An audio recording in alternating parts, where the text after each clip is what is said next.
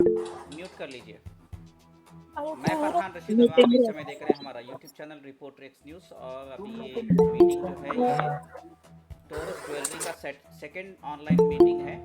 हम लोग इसको अभी जूम मीटिंग। एक एक करके सवाल हम लेंगे। ठीक है, कभी कभी ऐसा होता है कि हम लोग जो है जब जूम में आते हैं तो 40 मिनट से ज़्यादा ले नहीं पाते, इसलिए आज मैक्सिमम जितना हो सकता है उतना सवाल लेंगे और जवाब देने की कोशिश करेंगे। एक एक करके सवाल पूछिए भाई। Hello yes please. सर जी, मेरे मेरे डाउन में मेरे दोस्त लोगों को मैंने इंट्रोड्यूस करवाया था। ओके। तो जो हम जो फॉर्म भर रहे हो ना सर, हम्म। तो उसके अंदर रेफर में वो मेरा नाम डाल रहा है। तो हम्म। उनका एक का तो 1 लाख का है और एक का 50,000 का है। हम्म। तो वो केस में मेरा रेफरल होने की वजह से हम्म। तो मेरे को उसमें कुछ दिक्कत आ सकती है क्या? देखिए, आपने कितने लोगों को रेफर किया है? मेरे तो वैसे तो ज्यादा कुछ बड़े बड़े अमाउंट के कुछ नहीं है, कुछ 5-10 हजार वाले हैं, मगर ये लास्ट दिसंबर के जो अभी लास्ट ये जो वीक था नहीं ना नहीं, आप 11% का। टोटल कितने लोगों को रेफर किया है? मैंने तो वैसा 20 लोगों को किए। और आपको कितना अमाउंट, जस्ट बी ऑनेस्ट, आपको मैं सही सवाल का जवाब दूंगा लीगल पॉइंट को लेके। आपको कितना कमीशन मिला है?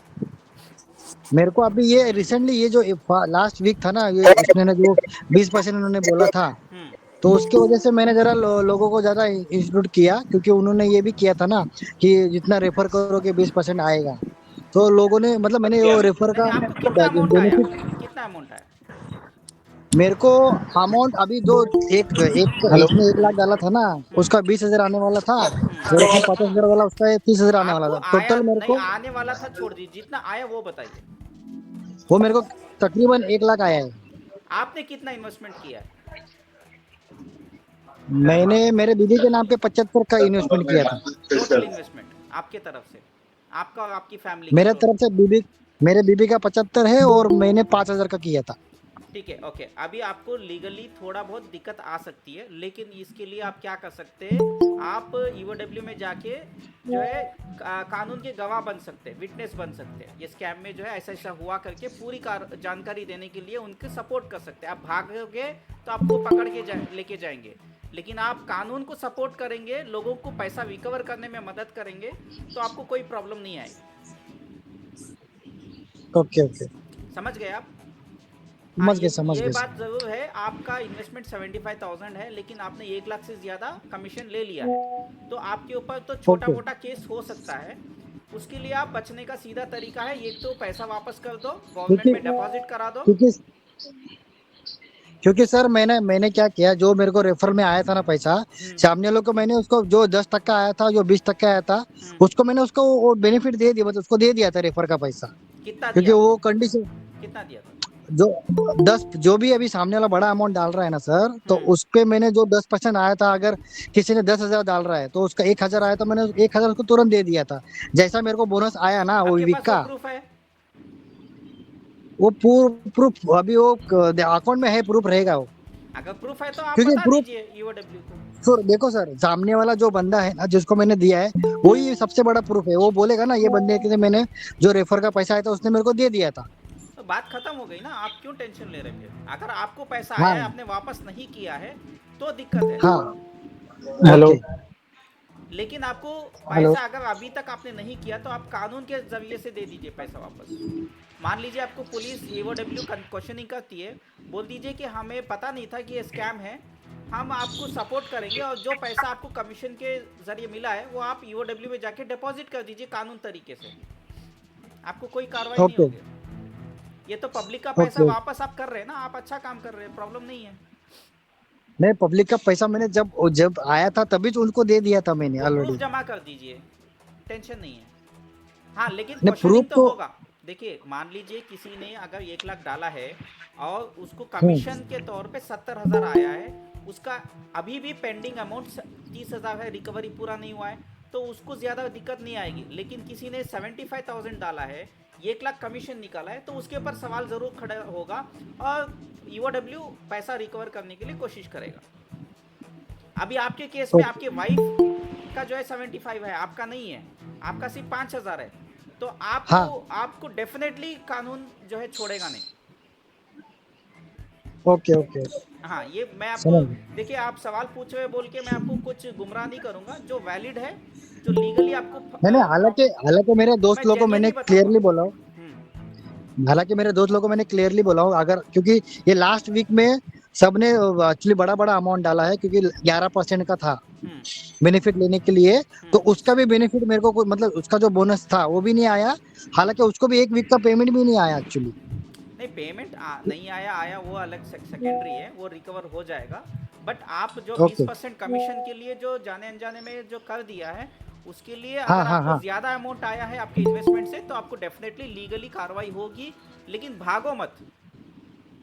नहीं नहीं, भागने का नहीं, इसलिए इसलिए तो मैं सवाल कर रहा हूँ, और मेरे को ये ग्रुप में ज्वाइन इसीलिए तो हुआ हाँ हूँ, ठीक है। क्योंकि मेरे को थोड़ी सी दिक्कत आनी नहीं नहीं, चाहिए, कुछ इसलिए लोग मैंने क्या आपको करते क्वेश्चन। हैं, नहीं कुछ लोग क्या करते हैं कि मेरा नाम डालोगे तो मैं ये कर दूंगा, मैं वो कर दूंगा, धमकी देने लगते हैं, फिर उनको मना करते हैं कंप्लेंट करने के लिए। ये मत करो, रहने दो, नाम डालने दो, कोई प्रॉब्लम नहीं है। आप भी जाओ उनके साथ, बोलिए हम इनको क्या धोखा हुआ, मुझे भी धोखा हुआ, मेरी बीवी भी इसमें फंसी पड़ी है, बोलो, इशू क्या है, okay okay right. Okay. Next question सही प्लीज। बात। हेलो। Yes please. सर मैंने 1 लाख डिपॉजिट किया है, उसमें इन्वेस्ट किया हूँ, और मेरा 38,000 रिकवर हुआ है विथ रेफरल। रेफरल का मुझे 24,000 है, और जो रिमेनिंग अमाउंट में मुझे वीकली बोनस आता है, तो टोटल 38,000 है। तो उसमें कुछ प्रॉब्लम नहीं होगा? कम अगेन, आपका सवाल फिर से पूछिए। 1 लाख इन्वेस्टेड है, 38,000 मुझे रिकवर हुआ है विथ रेफरल, ओके, तो कुछ इसमें प्रॉब्लम नहीं होगा ना मुझे? आपको कितना प्रॉफिट आया पर्सनल? मेरा जो था पर्सनली मेरा 14,000 ओनली।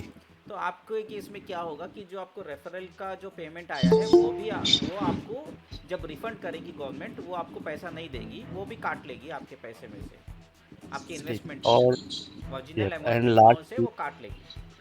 हाँ, जब टूरिस्ट चला गया था लास्ट वीक में, मेरे रेफरल थे 2-4, जिसका मुझे आने वाला था 68,000, क्योंकि वो नहीं आया है। वो इशू नहीं है, वो तो प्रूव हो जाएगा ना, क्योंकि ईओडब्ल्यू कंपनी का बैंक अकाउंट में और आपके बैंक अकाउंट नंबर से मैच करेगी, मैच करके वो रिकॉर्ड निकाल लेगी, आपको उसमें कोई दिक्कत नहीं आने वाली। हाँ, जो सबसे टॉप कॉन्ट्रीब्यूशंस रहेंगे, सबसे टॉप जिसको कमीशन गया है, उन सब लोगों को बुलाया जाएगा। हो सकता है नीलेश कुछ सर लोग, म्यूट करिए। ठीक है, जो एजेंट्स होते हैं जिन्होंने कमीशन के लिए काम किया है, जिसका सबसे ज़्यादा रिकॉर्ड है कमीशंस का, वो ईओडब्ल्यू डेफिनेटली उनके बैंक अकाउंट्स तो जो है सीज करेगी, to protect the money of other investors. लेकिन ये बात कहना ज़रूर जो है गलत हो जाएगा कि इन्वेस्टर्स के अकाउंट को जो है ब्लॉक किया जाएगा, नहीं, उनके अकाउंट को फ्रीज नहीं किया जाएगा, उन लोगों को किया जाएगा जिसका इन्वेस्टमेंट से ज़्यादा अमाउंट कमीशन में ले लिया गया है, उनका अकाउंट ज़रूर फ्रीज होगा, और ये होना भी चाहिए। Okay, hello thank you. Farhan sir, yes. Actual में ना मैं सैटरडे वो फॉर्म सबमिट किया 3 पेजर का, बट वो फॉर्म में एक्चुअल मराठी में था, मुझे मराठी आता नहीं, तो मैंने एक फ्रेंड के थ्रू भरवा के लिया था। उसमें मिस्टेक ये हो गया कि वो जो वहां पे पूछा था उसने, invested amount, recover amount, not recover amount, फिर मैच्योरिटी अमाउंट, बराबर। तो वो उसको भी शायद पता नहीं था, तो उसने जो है ना सब जगह मैच्योरिटी अमाउंट ही डाल दिया। तो फॉर्म में मतलब ये एक इशू नहीं मिस्टेक हुआ है, है भरने में। इशू नहीं है, क्योंकि एक वेरिफिकेशन का एक और एक स्टेप है, उस टाइम पे आप इसको रेक्टिफाई कर ले सकते हैं। आपको एक पब्लिक नोटिस आएगी सेक्शन 7 ऑफ एमपीआईडी एक्ट के तहत, न्यूज़पेपर, इंग्लिश न्यूज़पेपर और एक मराठी न्यूज़पेपर में आएगा ज़रूर। उस टाइम पे आप जब फॉर्म फिर से भरने का मौका आएगा, तब आप ये करेक्शन कर दीजिए। अच्छा, अभी दोबारा से फॉर्म करेक्शन करके भरने का रिक्वायर्ड नहीं है? अभी राइट नाउ नॉट रिक्वायर्ड। जो आप लोग काम करना चाहिए था कर दिए हैं, अभी आप अननेसेसरली उतना टेंशन मत लीजिए, क्योंकि एक और एक एप्लीकेशन रहेगा जो कोर्ट के ऑर्डर के बेस पे आएगा। अभी जो हो रहा है, आप जो फॉर्म भर रहे, that is only to give the witness कि आप भी इन्वेस्टर हैं। नेक्स्ट प्रोसीजर जो होगा, आपका पैसा वापस लेने के लिए एक फॉर्म भरेंगे आप, उस टाइम पे वेरिफिकेशन होगा ऑन कोर्ट ऑर्डर्स कोर्ट एक ऑर्डर देगा कि एक पब्लिक नोटिस दो, उसके बाद फॉर्म्स लेना शुरू करो, तब सब लोग जाएंगे और फॉर्म भरेंगे। उस टाइम पे कोई गलती मत करो। Okay, thank you. Yes, next question please. Sir ji, Farhan sir, yes. मैं ये हेलो। पूछना चाह रहा हूँ कि ये जो आपने फॉर्म दिया है, ये दो जगह मतलब सबमिट कर सकते हैं, जैसे कि एफआईआर करने जाओ वहाँ पे और ईडब्ल्यूडी ऑफिस वहाँ पे भी, दोनों जगह एफआईआर मतलब कर सकते हैं सबमिट ये फॉर्म भर के, जैसे हमें एफआईआर करना हो तो? एफआईआर करें, और देखो एफआईआर करने के बाद ईओडब्ल्यू में फॉर्म सबमिट करना जरूरी है। एफआईआर नहीं किए तो चलेगा, लेकिन फॉर्म सबमिट करना जरूरी है। Both are दोनों different। जगह सबमिट कर सकते हैं, फॉर्म सबमिट कर सकते हैं दोनों आप मेरी जगह? बात नहीं समझे। एफआईआर किए, इट्स ए गुड थिंग। अगर एफआईआर नहीं भी किए, ईओडब्ल्यू इज इम्पोर्टेंट। उसका मतलब क्या ओके है? दोनों करने से नुकसान नहीं है, लेकिन ओके अगर आप ईओडब्ल्यू में सबमिट कर देते हैं तो इससे ज्यादा आपको कोई प्रॉब्लम ही नहीं होगी। ओके। और उनकी लास्ट डेट क्या है, मतलब ये एज 5 से ऑन 6 दिन डेट, के अंदर? एज ऑन डेट, कोर्ट से जब तक गाइडलाइंस नहीं आते तब तक कोई डेट, फाइनल डेट नहीं है। लेकिन कोर्ट अच्छा, से एक मतलब बार कल? ऑर्डर आएगा, उस टाइम पे एक पब्लिक नोटिस आएगी न्यूज़पेपर में, वहां पे लास्ट डेट दिया जाएगा। उस टाइम पे गलती मत करो।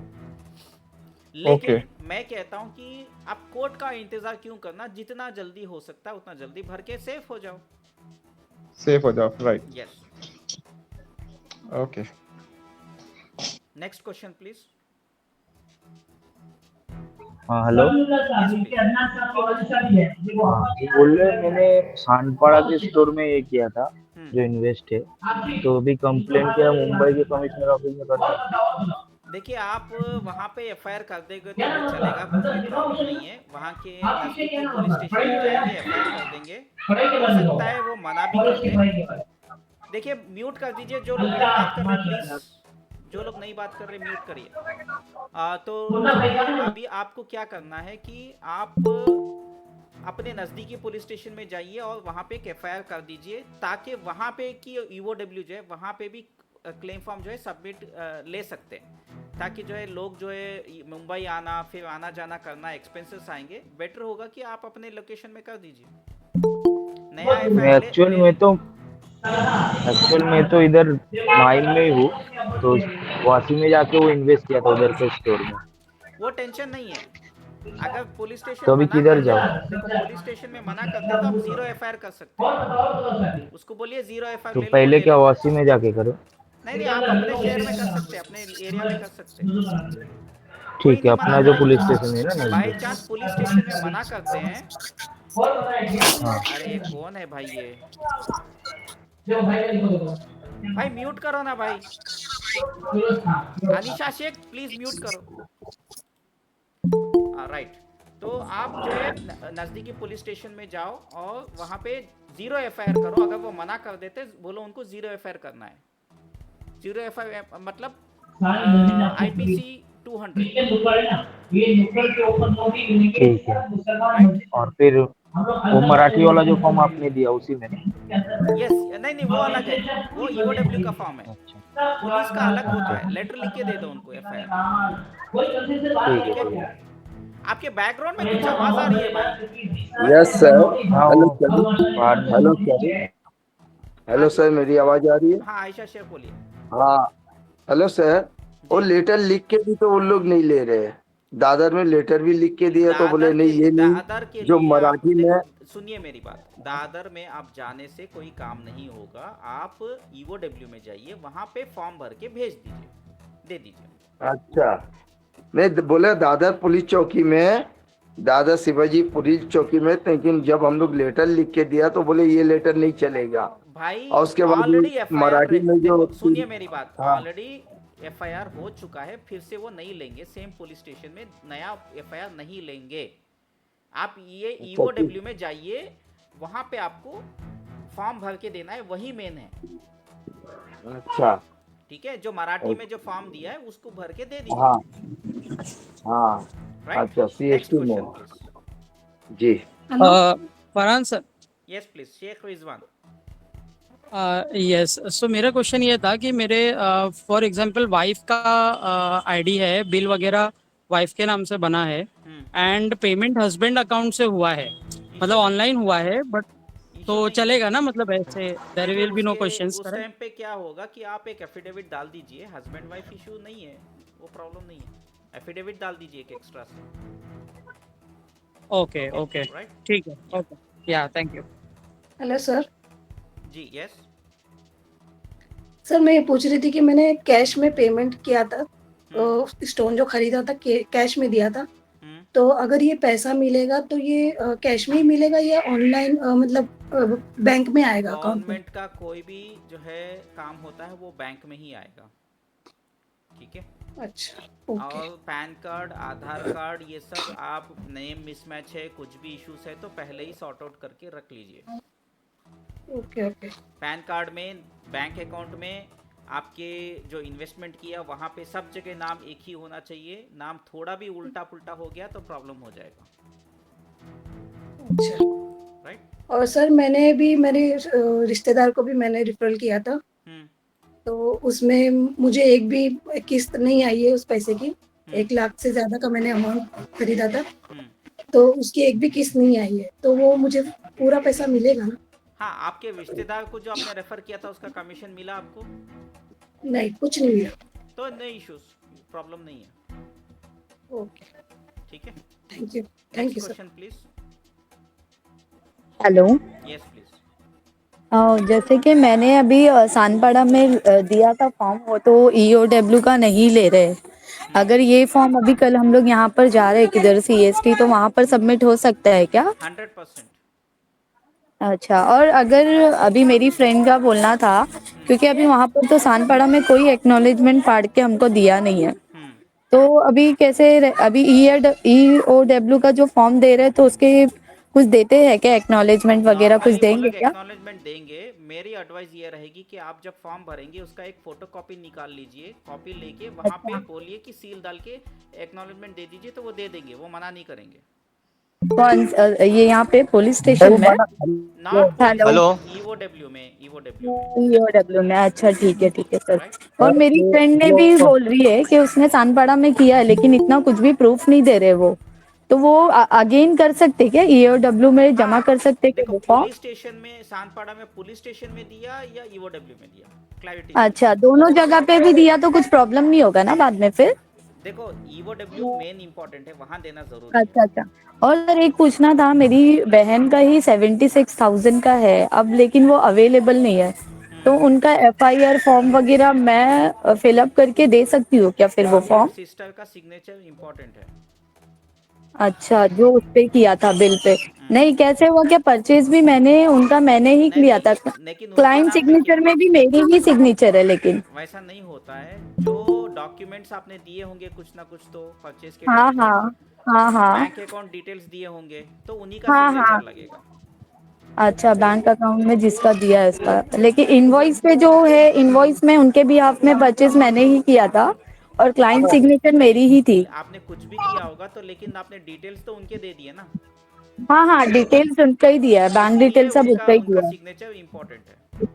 Okay sir, thank you sir. By post उनको फॉर्म देके उनको बोलिए कि डाउनलोड कर ले ऑनलाइन फॉर्म, और प्रिंट आउट निकाल के फिल करके आपको बाय पोस्ट भेज दे।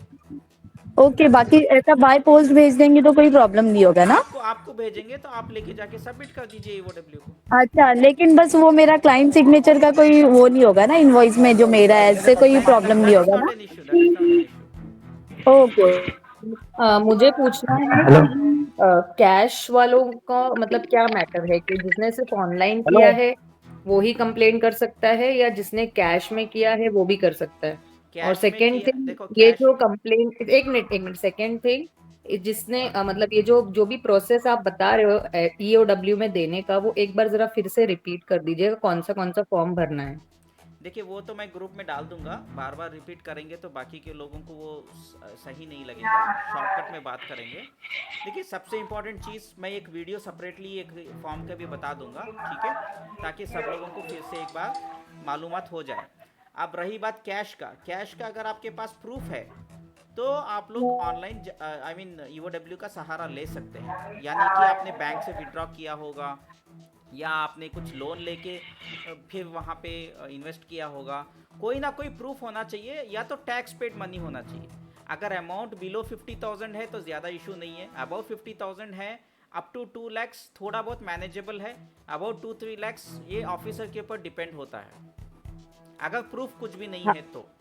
हाँ, अभी जैसे देखिए मेरे हस्बैंड की जो आईडी है उसमें हम लोगों ने 2 लाख कैश दिया था, लेकिन हमने वो HDFC से पर्सनल लोन लिया था। दैट इज व्हाट आई तो वाज ये टेलिंग, केस में तो इशू हाँ, नहीं ये केस में मतलब हमको क्या देना पड़ेगा? हमको HDFC का लोन जो जो पैसा लिया है हमको उसका आया एक हुआ है, एफिडेविट बनाना है, लोन के डॉक्यूमेंट्स जो है उसका कॉपी अटैच करना है और इनको जस्टिफिकेशन देना है कि हमने ये जो कैश में दिया था वो एडिशनल ओके। रिटर्न्स आएंगे बोल के उन्होंने बोला 0.5% या 5% जो भी था उसकी वजह से हाँ हमने हाँ, दे दिया, तो आप वो डिस्क्लोजर डाल सकते हैं एफिडेविट में। ओके ओके, ठीक है, thank you. Yeah next question please. Hello yes please. Hello. या जा बोलिए बोलिए मुजफ्फर। हाँ सर जी, मैंने दादर में वही फॉर्म सेम फॉर्म मैंने सबमिट किया था, उन्होंने एक्नॉलेजमेंट तो दिए नहीं, तो मुझे वापस से EWS में VT में भरना होगा फॉर्म या? एक्नॉलेजमेंट नहीं दिए तो मेजर इशू नहीं है, ले लेना बेहतर होगा। हाँ आप जी। पूछ के ले लेंगे तो बेस्ट होगा, नहीं लिया है तो भी अच्छा कोई प्रॉब्लम नहीं है, क्योंकि आने वाले दिनों में एक फॉर्म आएगा, उस टाइम पे बहुत अच्छा इम्पोर्टेंट है। करण जी, हेलो यस प्लीज। हेलो करण जी, करण जी अभी थोड़ी देर, सुनील जी बोलिए। हाँ हाँ, अभी थोड़ी देर पहले ना मैं और मेरे फ्रेंड हम लोग दोनों जन APMC पुलिस स्टेशन वाशी के वहाँ पे गए थे, जहाँ पे हम लोग ने एक्चुअली पेमेंट किया था हम लोग ने सानपाड़ा स्टोर में। तो हम लोग ने वहाँ पे जाके लाइक जेरोक्स सेट लिया, उन्होंने जो KYC डॉक्यूमेंट रहता है अपना पैन कार्ड आधार कार्ड, और उन्होंने अपना जो रिसिप्ट कॉपी था उसका जेरोक्स सेट लिया, ठीक है। तो कुल मिला के मेरा समझो 60,000 था, 60,000 था, मतलब 3 जन को मेरे विद इन फैमिली वाले लोगों ने 20,000 रुपए ऐसा भरा हुआ है, तो मोर देन 65 के अराउंड कुछ प्राइस मतलब ये आ रहा है टोटल। और उसके अलावा मेरे फ्रेंड ने 1,20,000 के आसपास भरा है, तो उन्होंने कुछ एक्नॉलेजमेंट दिया नहीं अभी फिलहाल, उन्होंने सिर्फ डॉक्यूमेंट रख लिया और बोलते कि बस आपने इतना पुलिस काफी स्टेशन है। में दिया या EOW में दिया? नहीं, ये पुलिस स्टेशन में जाके दिया, मेरे यहाँ पे लोकल पुलिस स्टेशन है APMC में। EOW में दीजिए, पुलिस स्टेशन में देने से फायदा नहीं है, राइट? तो EOW में ओके पर मुझे ये पता हो रहा है कि उसमें एक फॉर्मेट है, मतलब एक दादर का लाइक मुझे कोई एक ग्रुप है, उस ग्रुप में से अपने ही ग्रुप में से किसी ने वो डाला हुआ था जो मराठी में है, तो वो फिलअप करके EOW को देना है कि कैसे? यस 100%। हेलो ये हेलो हमारे ग्रुप में ऑलरेडी दिया हुआ है हमने। रहने सर सुनो वो ना सर। वापस रिपीटली दे सकते हैं? संजय प्लीज रुक जाओ। जी बोलिए सुनील भाई। हाँ फरहान जी, मुझे ये जानना था कि वो फॉर्मेट आप वापस से दोबारा अपने ग्रुप में डालेंगे तो ज्यादा बेटर रहेगा सर। हाँ मैं डाल दूंगा, एक्चुअली दिन में 2-3 बार तब मैं फॉर्म ग्रुप में डाल रहा हूँ, आपने शायद नहीं देखा होगा। अपना ये वाला जो ग्रुप है ना, हेलो नया वाला, उसमें डाल देंगे तो ज्यादा बेटर रहेगा। धन्यवाद। सागर प्लीज रुक फॉर्म जाओ के थोड़ा। साथ डॉक्यूमेंट क्या क्या रुक जाओ। लगेंगे वो भी सागर डाल प्लीज दीजिए रुक प्लीज। जाओ, अनीशा प्लीज रुक जाओ, सुनील जी आप बोलिए पहले। हाँ बस यही था सर सवाल मेरा कि वो जो फॉर्मेट है वो मुंबई से कहीं से तो आया है, जो कि नवी मुंबई में वो मिसिंग है। नवी मुंबई की पुलिस बोल रही है कि ऐसा कुछ फॉर्मेट की जरूरत नहीं है, आप सिर्फ आपका KYC दे दो, आपने रिसिप्ट जो दी हुई है वो दे दो और दैट्स इट। मैं इसीलिए बोला right authority is EOW not the police department. अच्छा ओके सिर्फ FIR लेंगे, उसके बाद वो फाइल जो है मेन पुलिस स्टेशन को भेजेंगे या तो EOW को भेजेंगे। अगर वो लोग बाई चांस आपका फाइल नहीं भेजेंगे, आप लोग नुकसान में रहोगे, तो बेटर होगा आपको कौन पैसा देने वाला है, that is the department is EOW। वो कोर्ट से मुंबई के सेशन कोर्ट्स में ऑर्डर आएगा, वो बेस पे आपको रिफंड करेंगे। इसीलिए आप जो है EOW में अपना फॉर्म भर के दे दीजिए। क्लियर? ओके सर, वो फॉर्मेट से मेरा अरे संजय भाई आप थोड़ा म्यूट करिए ना प्लीज। एक रिक्वेस्ट सर आपसे रहेगा कि अपने ग्रुप में वो फॉर्मेट डाल दीजिए प्लीज। मैं डाल दूंगा, ठीक है। Okay sir, thank you next अभी संजय आप पूछिए सवाल। सर मैं EOW के पास गया था बेलापुर CP ऑफिस में, ओके। उधर जाने के बाद उधर स्टेटमेंट टाइप करके लिया उन्होंने मेरे से, ओके। स्टेटमेंट लिया, तो दादर में जो फॉर्म बैठ रहे थे वो भी लिया, उसके बाद में मेरा डॉक्यूमेंट केवाईसी जो भी मेरे वाइफ का मैंने उनको सबमिट किया, पर उनसे मैंने एक्नॉलेजमेंट मांगा एज अ रिसीव स्टैम्प। उन्होंने मेरे को साफ मना कर दिया कि आप हम लोग इधर बैठे, ये ऐसा भड़क गया मेरे ऊपर पुलिस।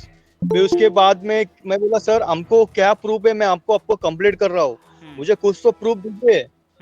उन्होंने स्टेटमेंट पूरा टाइप किया, फोटो भी निकालेगा, बोलता फोटो निकालेगा तू तो तेरे पे गुनाह दाखिल कर दूंगा। डायरेक्टली बेलापुर सीपी ऑफिस में जाइए। वैसा नहीं होता है नॉर्मली। ये चीज हुई है ये चीज मेरे से भी हुई है, और अपने ग्रुप में भी एक बंदा है कुलदीप, और एक सर भी है। इसीलिए आप देखिए, एक बात मैं बता रहा हूँ, आप फॉर्म फिल करके डायरेक्टली 2 सेट लेके जाइए और उसको बोलिए 1 सेट उसको दे दीजिए, 1 सेट पे रिसीविंग ले लीजिए, वो मना नहीं करेंगे।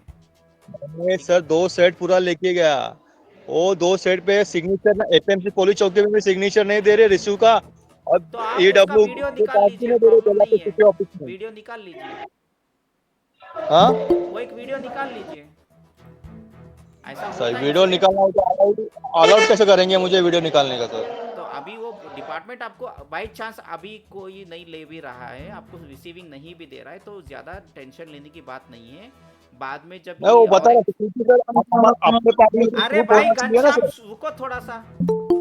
हाँ बताइए संजय भाई, बोलिए। अपने पास भी कुछ प्रूफ होना चाहिए ना सर। वो उधर हमने कम से कम 50 लोग। देखिए मेरे भाई, फिलहाल आपको घबराने की जरूरत नहीं है। बाई चांस आपका नाम नहीं आता है, जब पेमेंट देने की बात आती है तब लिस्ट निकलेगी, तो आप उसमें टेंशन नहीं लेने का, ठीक है।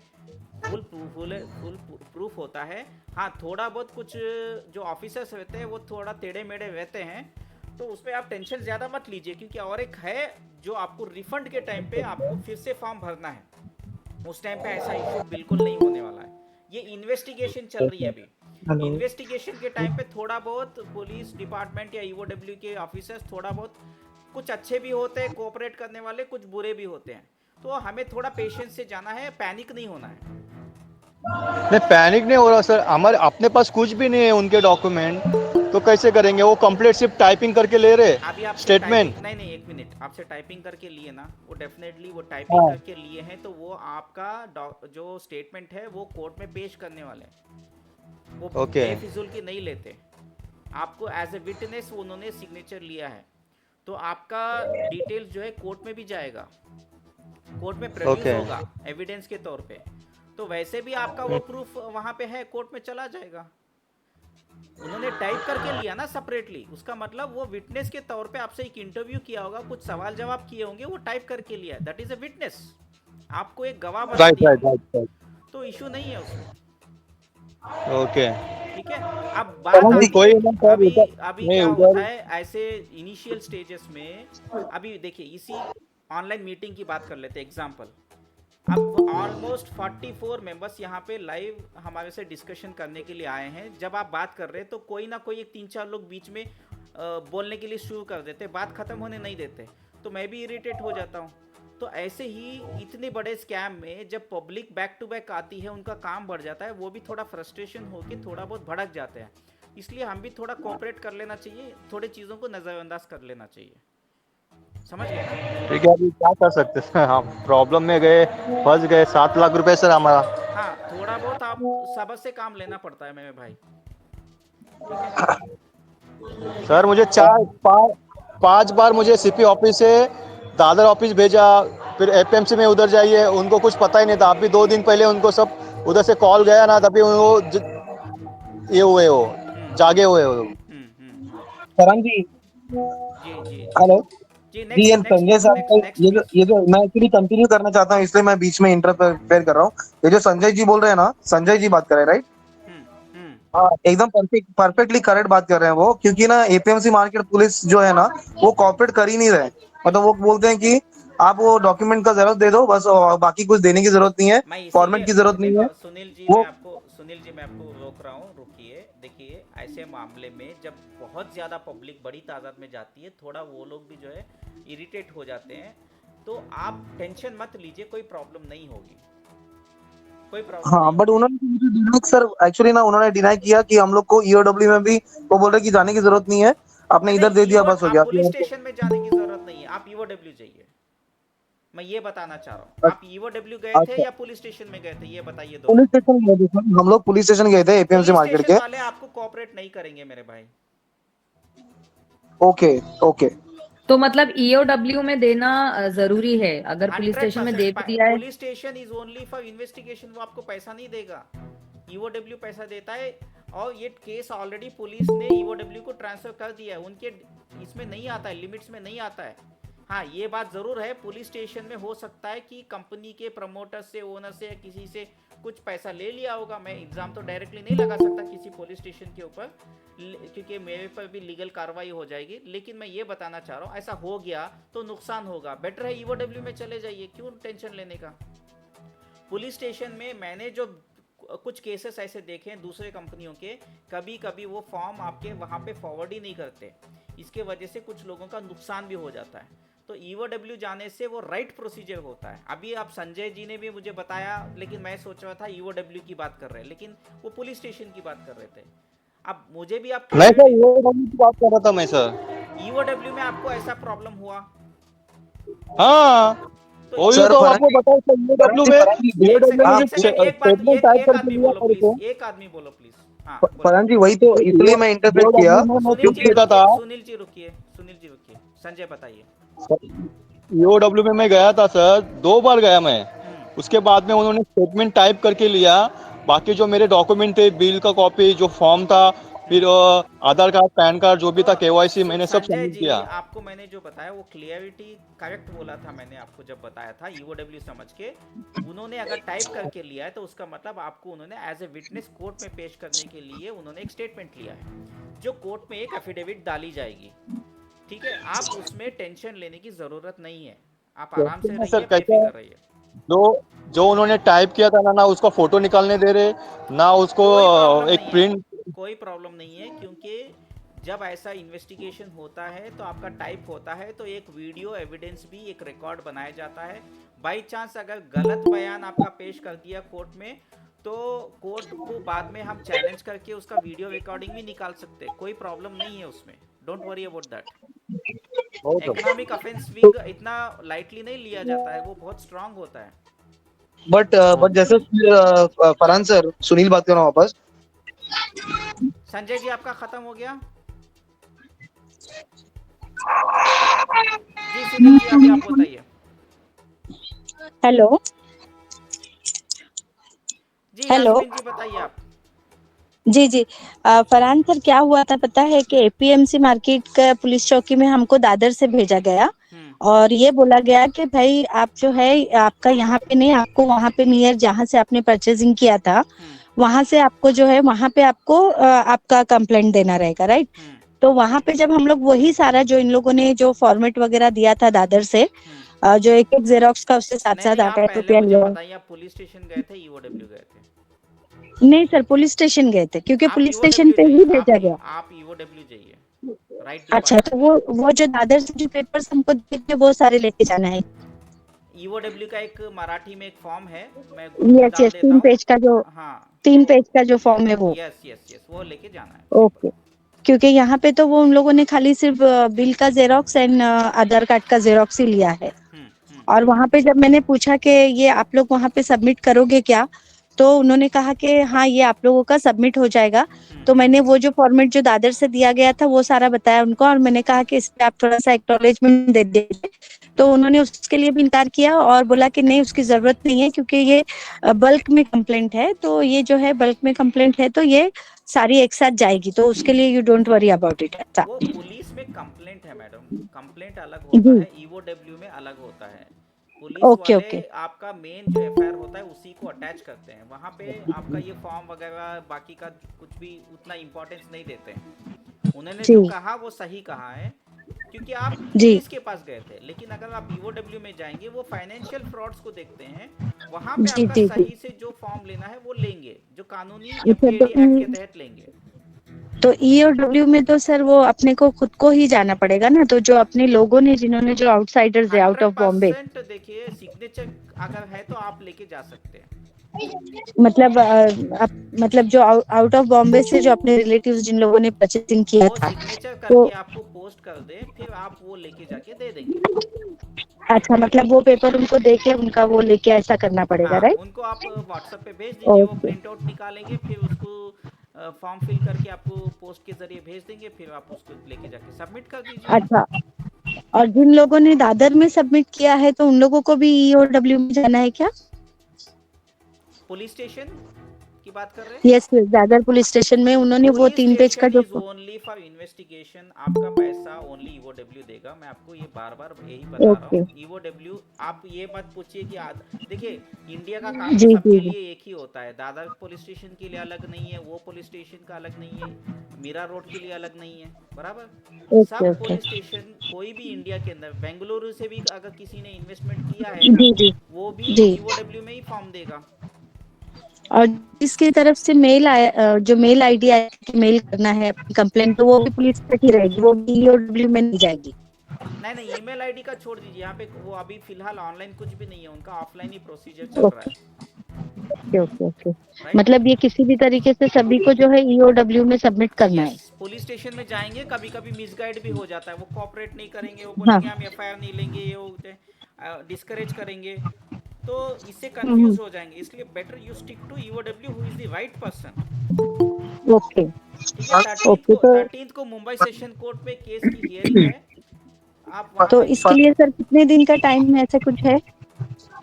इसका 13 तारीख से राइट पहले नाउ करना है या ऐसा नहीं नहीं कुछ? नहीं नहीं, अभी राइट नाउ ऐसा कोई भी इशू नहीं है, ठीक है? जी, जी, जी। और जब तक आपको कोर्ट से ऑर्डर नहीं आ जाता, तब तक आपको कोई टेंशन लेने की जरूरत नहीं है, okay, right? Okay, thank you so much. अच्छा, ये जो सवाल किसी करना ने था। अगर एक क्रेडिट एक कार्ड एक से एक किया एक है करके एक एक उनके करके यहाँ सवाल पे, पूछे प्लीज, एक एक करके। एक लास्ट मेरा कंटिन्यूशन वाला सवाल था, वो जो मिस हो गया। Hello, hello. जी बताइए बताइए। मैं ये पूछ रहा था सर कि जैसे अभी आपने बोला कि एक्नॉलेजमेंट कहीं तो अपने को ईडब्ल्यू से मिलना चाहिए, तो ईडब्ल्यू जाइए, पर ईओडब्ल्यू भी अपने को कॉपरेट नहीं कर रहा है, तो उस केस में कैसे अपने को मालूम पड़ेगा कि उन्होंने केस ले लिया अपना या उनके पास पहुंच गया? भाई अपने पास कोई एक्नॉलेजमेंट भी भाई नहीं देना भाई चाहते हैं। भाई मैंने आपको क्या बोला? आपको पैनिक होने की कोई ज़रूरत नहीं है, वो कर देंगे, टेंशन मत लो। आप फॉर्म भर दिए तो आप टेंशन मत लो, आराम से काम हो जाएगा, क्योंकि वो कोर्ट मॉनिटर्ड केस होता है और इसमें कोई इशू नहीं है, ठीक है? हमने अच्छा, ये केस मुझे मुंबई का, हमने अभी हीरा गोल्ड का केस तो हम लोग रेगुलरली मॉनिटर कर रहे हैं, तो फरहान सर, लेकिन क्या ना एपीएमसी मार्केट पुलिस स्टेशन में वो जो पीआई थे ना, सीनियर पीआई, वो क्या बोल रहे हैं मालूम है? वो बोल रहे हैं वो ईओडब्ल्यू को हम लोग खुद ही देंगे, आपको जाने की जरूरत नहीं है। फिर भी आप खुद जाके दीजिए। बोल रहे पैसा दिला देगा तो वो अगर अपने को नहीं भाई देगा वो तो जो क्या बोलेगा करोगे? वही सुनना है अपने को। हाँ वही है, वो नहीं देगा तो फिर तो हम लोग प्रेजेंट आप अपने से खुद जाके देंगे तो बेटर होगा, क्योंकि अभी मैं आपको एक हाँ सिंपल सही है एग्जांपल वो देता भाई हूँ। पुलिस को ऑलरेडी इन्फॉर्मेशन थी, स्कैम एक्सपोज होने से पहले ही ऑलरेडी इन्फॉर्मेशन थी, तो इन्होंने एक्शन क्यों हाँ नहीं सही, वो लिया? तो अपना अभी कॉल है बहुत ना। सारे ऑफिसर्स को सस्पेंड भी किया गया है, क्यों हुआ है? फरहान सर, वो सीनियर पीआई मुझे ये भी बोला था। बराबर। अभी मैं आपको यहाँ पे स्क्रीन पे एक ये बता देता हूँ, वेट जस्ट 1 सेकेंड। मैं आपको स्क्रीन पे मुंबई का केस का एक ये दिखा देता हूँ, आप देख लीजिए यहाँ पे। हाँ, वो सीनियर देखिए, पीआई ने ये तो इतना भी काम सुनिए जैसे सुनिए सुनिए, शिवाजी पार्क पुलिस स्टेशन में मेन केस रजिस्टर्ड है। 7 जनवरी 2025 को ऑलरेडी केस की हियरिंग शुरू हो चुकी है। सेकेंड केस की हियरिंग 13 जनवरी 2025 को है, ठीक है? इसमें ये देखिए, Maharashtra protection of interest of depositors act लगा हुआ है, section 3 and section 4। Sir screen share नहीं हुआ है सर, स्क्रीन शेयर नहीं हुआ। हुआ नहीं है? नहीं शेयर हुआ है सर। हुआ है सर। हुआ है। हाँ अभी ठीक है, वहाँ पे आप देखिए, यहाँ पे आप देख सकते हैं, ये फर्स्ट हियरिंग में ये डिटेल्स हैं। यहाँ पे ऑफिसर्स पूरे मौजूद हैं। यहाँ पे देखिए, HH Jayashree NP Mehta additional sessions जज हैं ये हमारे, और SPP हमारा वकील है, जो इन्वेस्टर्स के तरफ से गवर्नमेंट का वकील होता है, वो ये है advocate Suryavanshi for state present, यानी कि स्टेट के लिए, पूरे महाराष्ट्र के लिए यही एडवोकेट रिप्रेजेंट कर रहे हैं, जो हम लोग इन्वेस्टर्स के लिए करते हैं। सुनिए, ये सबके लिए है, ये सबके लिए है। उसमें ये PI है, ये Yuvraj Sarnobat along with Shinde attach to Shivaji Park Dadar police station present, यानी कि पुलिस ऑफिसर भी दादर का कोर्ट में हाजिर हुआ था। और पूरा डिटेल्स यहाँ पे इन्होंने क्या केस बुक किया है सब दिया गया है।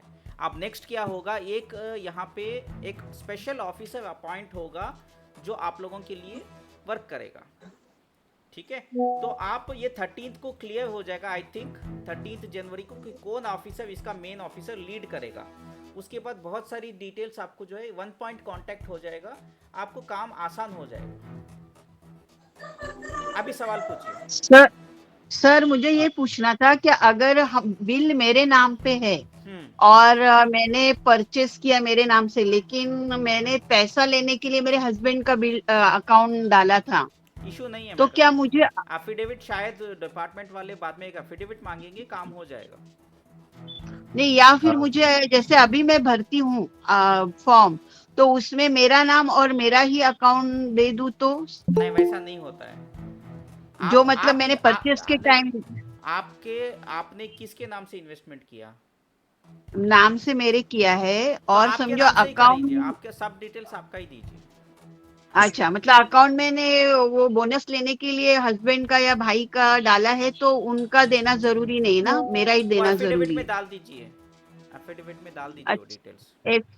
मतलब अभी नहीं है ऐसा वो है एफिडेविट की, अभी जरूरत नहीं पड़ेगी, जब पैसा लेने की बात आएगी तब जरूरत पड़ेगी। वो आपको या ईओडब्ल्यू फिर खुद एक स्टैंडिंग इंस्ट्रक्शंस दे देगा, वो कोई प्रॉब्लम नहीं है।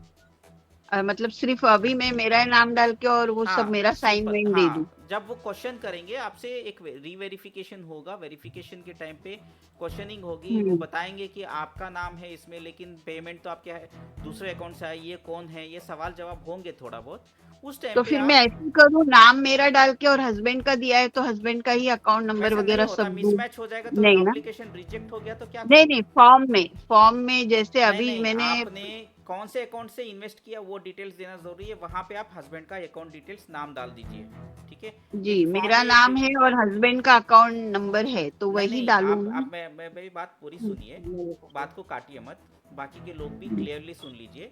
आपने इन्वेस्टमेंट किया आपके नाम से, लेकिन आपके हस्बैंड के अकाउंट से पैसा गया है, बराबर? तो दिया नहीं है, बोनस जो आ रहा है वो हस्बैंड के अकाउंट में आ रहा है। जैसे टॉरेस का जो बोनस आता था ना वीकली, तो वो हस्बैंड के डिटेल्स अकाउंट दिए थे, दिया, बैंक अकाउंट दिए थे, लेकिन आपने किसका पैन कार्ड और आधार दिया था कंपनी को? आधार तो और पैन कार्ड तो तभी लेता भी नहीं था कंपनी, तो आधार पैन कार्ड कुछ भी नहीं दिया है, सिर्फ मेरा नाम पे परचेस किया और अकाउंट नंबर में बोनस आने के लिए हस्बैंड का अकाउंट नंबर दिया था। तो आप पहले अपने नाम से आप कर दीजिए, बाद में उसका सोल्यूशन निकालेंगे। प्रेजेंटली आपके नाम से इन्वेस्टमेंट है तो आप अपना फॉर्म भर दीजिए, लेकिन जब पैसे लेने की बात आएगी हम उसका क्लैरिटी दे देंगे। मतलब मेरा अकाउंट नंबर अभी डालूं या हस्बैंड का डालूं? मुझे क्वेश्चन वो है। आपका डालिए, मेरा डालूं। जब क्वेश्चनिंग होगा तब आप हस्बैंड का जो फैक्ट है वो एफिडेविट डाल दीजिए जी। अभी थोड़ा ये भी डालेंगे हस्बैंड का, तो हो सकता है वो एप्लीकेशन रिजेक्ट हो जाए। बेटर होगा किसके नाम से एप्लीकेशन है वही भरे फॉर्म, वही लोग सिग्नेचर करें।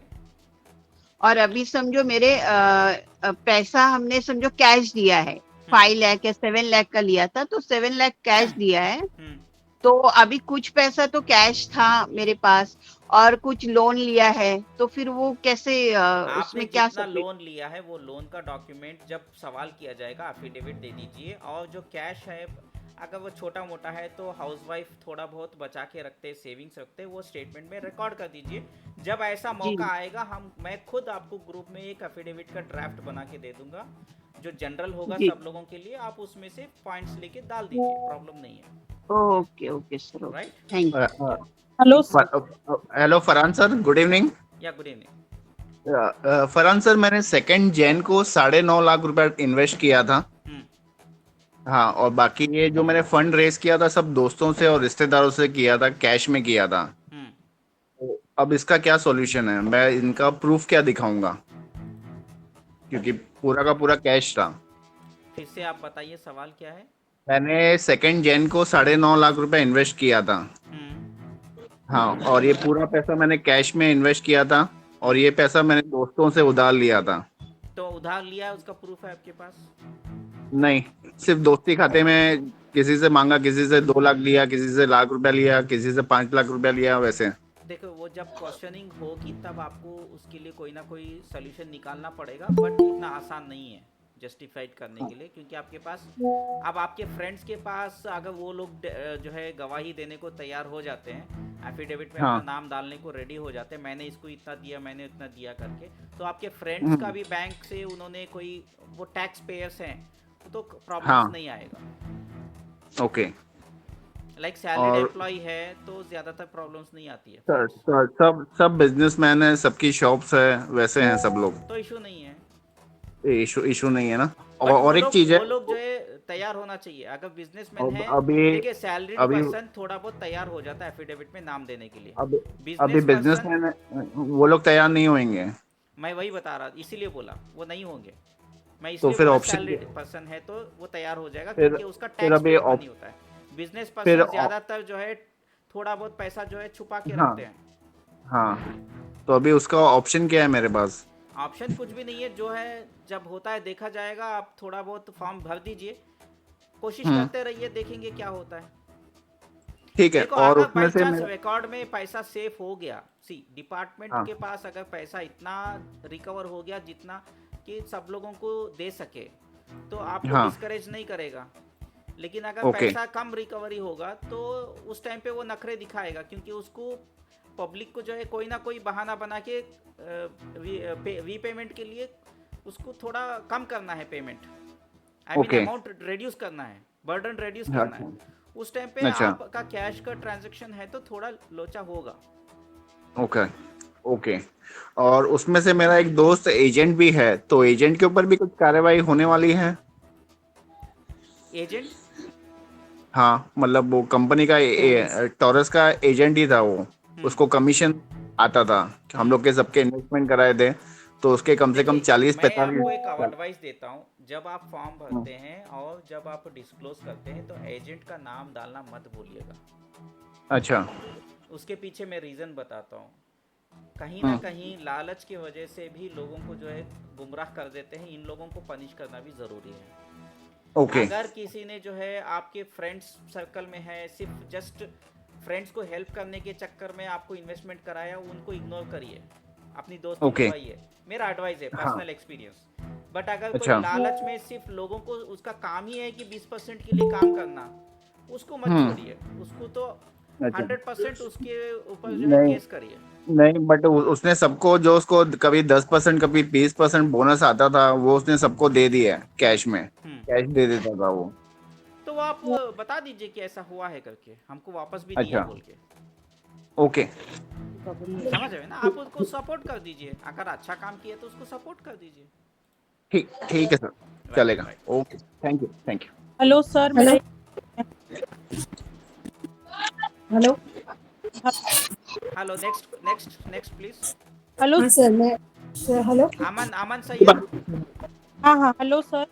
या भारी बात बोला था सर, डायरेक्ट बोला सर। बोले रामचंद्र, नेक्स्ट आपसे मैं आपको जवाब देता हूँ। हेलो सर जी, मेरा ये क्वेश्चन है, अगर एक ही जन ने 2-3 बार मतलब परचेस किया है तो उसको एक ही फॉर्म भर के सारे परचेस का स्लिप का जेरोक्स लगाना है ना फॉर्म के साथ, कि उसको 2-3 फॉर्म भरना है? एक ही फॉर्म। ओके। बट सारे डॉक्यूमेंट, सारे डिटेल्स देने होंगे, ये नहीं कि एक ही इन्वेस्टमेंट का दिखाएंगे। और सर, अगर घर वाले ही मतलब रेफरल किए हैं तो उनका भी नाम लिखना है क्या उसके अंदर आईडी में? देखो रेफरल, देखिए घर वाले रेफरल तो वो अपने घर वालों को रेफर किए तो उनका भी इन्वेस्टमेंट होगा ना, वो अलग से फॉर्म भरेंगे ना, तो प्रॉब्लम नहीं है। ओके, इशू नहीं है। हाँ, ये बात है कि अभी हो सकता है कि एक ही घर में, एक टेक्निकल पॉइंट बता रहा हूँ जो शायद कोई बताएगा आपको।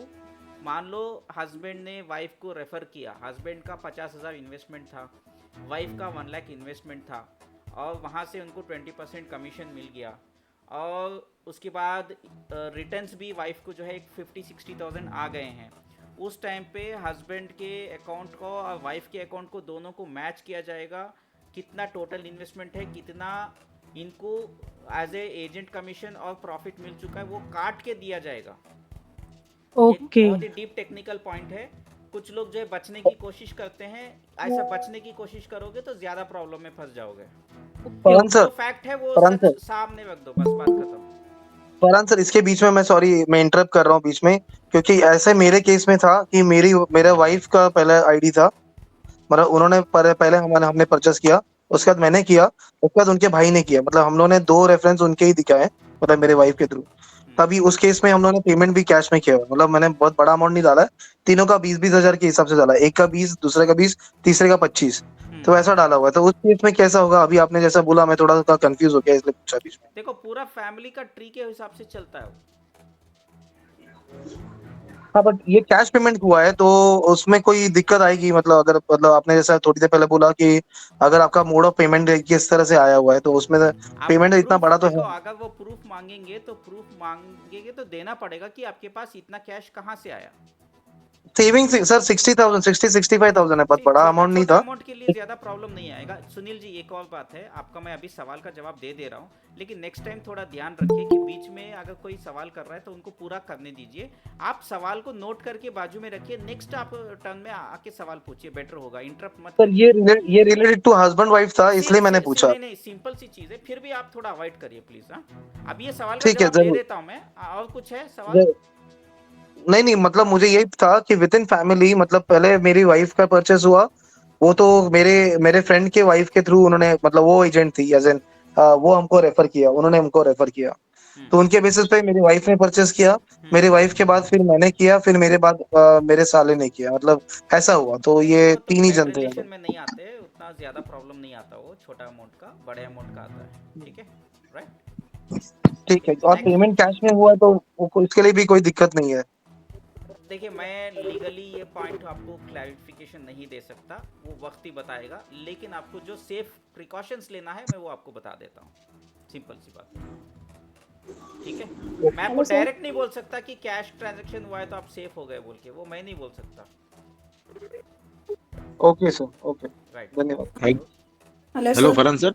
या रामचंद्र जी पहले आपका सवाल लेते हैं, अनिशा जी नेक्स्ट आपका सवाल। जी रामचंद्र। नमस्ते सर। नमस्ते, बोलिए सर हमने ना ऐसा फैमिली में इन्वेस्ट किया था, मतलब कोई हमारे फैमिली में एक मेंबर को किसी बाहर वाले ने बताया था, तो उसने पहला खाली 20,000 इन्वेस्ट किया था, तो 20,000 उसका फर्स्ट EMI आया था, मतलब जो बोनस जो आता है, तो फर्स्ट एक आया था 1900 कुछ, तो हमको लगा कि अच्छा आ रहा है करके, फिर हमारे फैमिली मेंबर ने कोई 2 लाख, कोई 1 लाख, कोई 3 लाख ऐसा हमने इन्वेस्ट किया, लेकिन कैश में इन्वेस्ट किया, लेकिन सब एक जगह सैलरीड है, जॉब परमानेंट जॉब वाले है। इशू नहीं है वो। आप कैसे विड्रॉ किया कैश? अभी कैश में बैंक से ही तो कैश किया ना, वो बैंक स्टेटमेंट निकाल के रख लीजिए। हाँ, एक बात जरूर है, जितने भी बैंक स्टेटमेंट से पूरा अभी से डाउनलोड करके प्रिंट आउट निकाल के सील सिग्नेचर के साथ रेडी कर लीजिए, क्योंकि कल अगर आपका बैंक अकाउंट स्टेटमेंट जब ये पेमेंट देने की बात होगी तब फिर से वापस स्टेटमेंट मांगेंगी डिपार्टमेंट। उस टाइम पे होता है कभी कभी बैंक वाले आपको स्टेटमेंट पुराना वाला देने से मना कर देते हैं, इसीलिए लास्ट 3 हाँ, तो आप वो बैंक स्टेटमेंट जो है अभी से वो पूरा प्रूफ बना के रख लीजिए। मैं कल वीडियो में फिर से ये डिटेल्स बता दूंगा कि क्या क्या डॉक्यूमेंट्स आपको रेडी करना है। वो डॉक्यूमेंट्स आप अगर वो नहीं भी मांग रहे हैं तो आप उसको एक फाइल बना के सेफली रख लीजिए। जिस दिन पुलिस का EOW का एक पब्लिक नोटिस आएगा न्यूज़पेपर में, उस दिन वो सारे डिटेल्स जाके वहाँ पे दे दीजिए। पहले से ही फाइल बना लिए तो आपको ज़्यादा टेंशन नहीं होगी। वो क्या पूछेंगे हमको सब मालूम है, ऑलरेडी हीरा गोल्ड के केस में भी उन्होंने फॉर्म्स लिए हैं, सारे डिटेल्स, सो इशू नहीं है। अभी क्या, पहले हम लोग Dadar Shivaji park police station में गए थे EOW का फॉर्म सबमिट करने के लिए, पर वहाँ पे बहुत रश था। दिल्ली का 100 फॉर्म लेते थे और हमारा नंबर 20 तारीख को 20 तारीख को वाला था। EOW में चले जाओ, EOW में जाके फ्राइडे को 10 तारीख को हमने सबमिट करके, वहाँ का स्टाफ भी बहुत अच्छा है, केयरफुली फॉर्म समझा के भरा के लेते हैं। भाई EOW एक्चुअली आप लोगों के लिए तनख्वाह लेता है, वो आपका ही काम देखता है, तो उसको प्रॉब्लम नहीं है। कुछ मिस्टेक हो गया फॉर्म में तो खुद से बताते ऐसा ऐसा है, नहीं ऐसा ऐसे कोऑपरेट करके उन्होंने हमको फॉर्म सबमिट करके लिया। स्टेशन में क्या होता है, वो लोग उनका वो फाइल लेंगे, फिर वहाँ भेजेंगे, गलती हो गया, क्यों प्रॉब्लम में आना है? जो डिपार्टमेंट हमको पैसा देता है उस डिपार्टमेंट के पास डायरेक्टली जाके दे देंगे। तो हम लोग 10 तारीख को पूरा फैमिली मेंबर जाके वहाँ पे सबमिट करके आ भी गए। Okay, very good. ओके, आप कौन से एड्रेस में गए थे? EOW VT CST। आप वो थोड़ा एड्रेस यहाँ पे ग्रुप में मेरे पास मैसेज कर दीजिए यहाँ पे। प्रॉफिट मार्केट के सामने ही है, लोअर चाल के सामने। ठीक है, वो एड्रेस अगर हो सके तो मेरे पर्सनल नंबर पे भी थोड़ा फुल एड्रेस डाल दीजिए ताकि हम ग्रुप को वो भी दे देंगे। ओके ओके सर, जो कोऑपरेट कर रहा है वो डिपार्टमेंट के एड्रेस में जाएंगे तो बेटर होगा। नहीं वो बहुत अच्छा स्टाफ है, अगर कॉर्पोरेट मैंने ले ठीक है, आप लिया सर। एड्रेस मुझे भेज दीजिए प्लीज, थोड़ा सपोर्ट करिए। ठीक है, ओके आप ओके, मुझे मेरा thank you sir. WhatsApp number तो आपके पास होगा, ग्रुप में एडमिन का नंबर जो है वो उसमें भेज दीजिए। Okay right, okay. 9823658527। ये ग्रुप, ये व्हाट्सएप ग्रुप में आपका नंबर है ना? हाँ हाँ, उस नंबर पे एक बार एड्रेस थोड़ा टाइप करके भेज दीजिए प्लीज। ठीक है, थोड़ा बाकी लोगों का भी भला हो जाएगा। एक बात है, जितना ज्यादा लोग ईओडब्ल्यू में जाएंगे उतना तेजी से केस जो है सॉल्व हो जाएगा। अगर मान लो कम लोग जाते हैं तो कंपनी वाले सेफ हो जाते हैं। बराबर। ये एक टेक्निकल पॉइंट है, वीक पॉइंट है ये। इसीलिए कंपनी वाले क्या करते हैं, अभी देखा होगा इंस्टाग्राम में, यूट्यूब में वगैरह आपको डाइवर्ट कर रहे हैं, हम पैसा दे देंगे, रिलीज हो रहा है, ऐसे रोकने की कोशिश कर रहे हैं। तो आप अगर रुक जाएंगे तो आपको प्रॉब्लम बढ़ जाएगा। बहुत सारे आदमी लोग तो मेरे हिसाब से अभी भी किधर तो थोड़ी सी उम्मीद है क्या चालू होगा और पैसा आएगा, इसके लिए आगे का स्टेप नहीं वो ले गलत फहमी में। देखो एक बात है, चलो मान लो कि कंपनी देने को तैयार है, नहीं एक सेकेंड मैं बोल देता हूँ। मान लो कि कंपनी जेन्युइनली देने को रेडी है, एग्जाम्पल के तौर पे चलो मान लेते हैं। ऐसा अगर है भी तो भी जब डिपार्टमेंट ने ऑलरेडी बैंक अकाउंट सीज कर दिया है और कोर्ट में केस ऑलरेडी स्टार्ट हो चुका है, तो कैसे देगी कंपनी बैंक अकाउंट सीज है तो? चलो मान लो कि कंपनी देने को तैयार है, ठीक है, लेकिन दे नहीं पाएगी ना, तो फायदा क्या है? क्योंकि कंपनी को इसीलिए अलो नहीं करेगी गवर्नमेंट, क्योंकि और एक नया स्कैम हो जाएगा बाद में, और ज्यादा लोग आ जाएंगे, तो बाकी लोग ना फंसे, इसलिए वो लोग कभी उसको अलो नहीं करेंगे। बराबर। ठीक है, ओके, थैंक यू सर। ठीक है, यही है ना ये Lokmanya Tilak road police colony, यही है ना ईओडब्ल्यू का एड्रेस, करेक्ट है ना ये? नहीं, लोकमान्य पुलिस कॉलोनी नहीं, सीएसटी का है। ये कौन सा, ये लोहार चावल हाँ बराबर बराबर, वही है वही है। ये एड्रेस मेरे पास ऑलरेडी है, ये ग्रुप में मैंने यही एड्रेस दिया है। 3 नंबर गेट, 3rd फ्लोर। हाँ ये एड्रेस करेक्ट है, ये मेन ऑफिस है। हाँ मेन ऑफिस है, इधर ही करना है, ये यहाँ चला जाएगा ना तो आपको दिक्कत ज्यादा नहीं आएगी। और जहाँ तक मुझे मालूम है वहाँ पे ऑफिसर कौन है, नाम पता है आपको? नाम नहीं सर, लेकिन स्टाफ अच्छा है, सब कपड़े पे रहते ना सब। वहाँ पे एक्चुअल में ऑफिसर्स शिफ्ट होते रहते सर, अपने अपने काम के हिसाब से कोई आके बैठता है रिसेप्शन पे। मेन ऑफिसर रहता है, ठीक है, मैं उसका बाद में आपको डिटेल्स दे देता हूँ, नेक्स्ट वीडियो में आपको बता देता हूँ। हाँ हेलो सर जी रिसेप्शन पे ही बैठे हुए हैं। अनिशा जी आप बताइए। हाँ सर, जैसे आपने बोला है कि अकाउंट में डायरेक्ट ही पैसा आ जाता है, कैश नहीं मिलेगा, तो मैं ये पूछ रही थी कि मेरा अकाउंट ऐसा है कि उसमें 50,000 से ज्यादा नहीं आ सकता पैसा, और मेरा परचेस था 1 लाख से ज्यादा का, तो कैसे आना उसमें? उसमें कोई इशू नहीं है। तो ऐसा अगर बैंक में पैसा आने वाला होता है तो वो टाइम पे आप जिस बैंक अकाउंट में अकाउंट है वो अकाउंट में जाइए और वहाँ पे केवाईसी, फुल केवाईसी करा दीजिए और लिमिट बढ़ा दीजिए, नहीं तो नया अकाउंट नंबर अकाउंट खोल के वो डिपार्टमेंट को वो अकाउंट दे दीजिए। इशू क्या है? आजकल आप कैनरा बैंक या कोई ऐसे गवर्नमेंट बैंक में जाते हैं तो वहाँ पे 200-500 रुपए में भी अकाउंट खुल जाता है। गवर्नमेंट अकाउंट है सर वो। हाँ, लेकिन आप अगर वो अकाउंट में नहीं लेना चाहते क्योंकि लिमिट है उसमें, तो दूसरा अकाउंट खोल दीजिए 200-500 रुपए का। कम से कम 2000 लगते हैं सर अकाउंट। नहीं 200, आप कैनरा बैंक में जाइए, कैनरा बैंक में आपको 200 रुपए में भी खुलेगा, मुंबई में आई थिंक 500 रुपए में खुलेगा। ठीक है, कर्नाटका बैंक है, मैं क्योंकि मैं मुंबई वाला नहीं हूँ, मुंबई से नहीं हूँ, तो मुझे आंध्रा, तेलंगाना, कर्नाटका के ज़्यादा मालूमात है। तो कैनरा बैंक, कर्नाटका बैंक में सब आपको 500 में भी खुल जाता है। आप एक बार कोशिश करिए, कोई ना कोई बैंक होगा जो कम अमाउंट में भी खुलता है। ठीक है, राइट। नेक्स्ट सर वो सर 1 मिनट सर, फॉर्म के साथ में क्या क्या डॉक्यूमेंट जमा करना है? वो डिटेल्स मैं आपको ग्रुप में डाल देता हूँ, राइट? ठीक है, ओके। और ये सर पैसा कब तक मिलेगा, कितना टाइम लगेगा? ये मैंने ऑलरेडी ये सवाल का जवाब मैंने दे दिया है। It will take not less than 1 year. ठीक है, ठीक है, 1 साल तो कम से कम लगेगा अगर आप लोग एक्टिव होंगे तो। अगर आप लोग फॉलोअप में कहीं पे ही गड़बड़ कर दिए तो आपको डिले हो जाएगा। रेगुलर आपको गवर्नमेंट के टच में रहना, ईओडब्ल्यू के ऑफिस में जाना है, ज़रूरत पड़ेगी तो आपको प्रोटेस्ट करना है, नहीं तो लेटर लिखना है। अगर वो तब भी नहीं मानेंगे न्यूज़पेपर को लेटर लिखना पड़ेगा।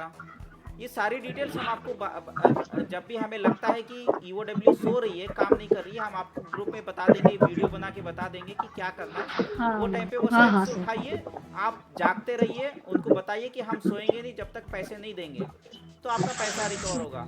ज़्यादातर क्या होता है ऐसे स्कैम्स में, लोग जो है थक के हार जाते हैं और सो जाते हैं और पैसा डूब जाता है। ठीक है,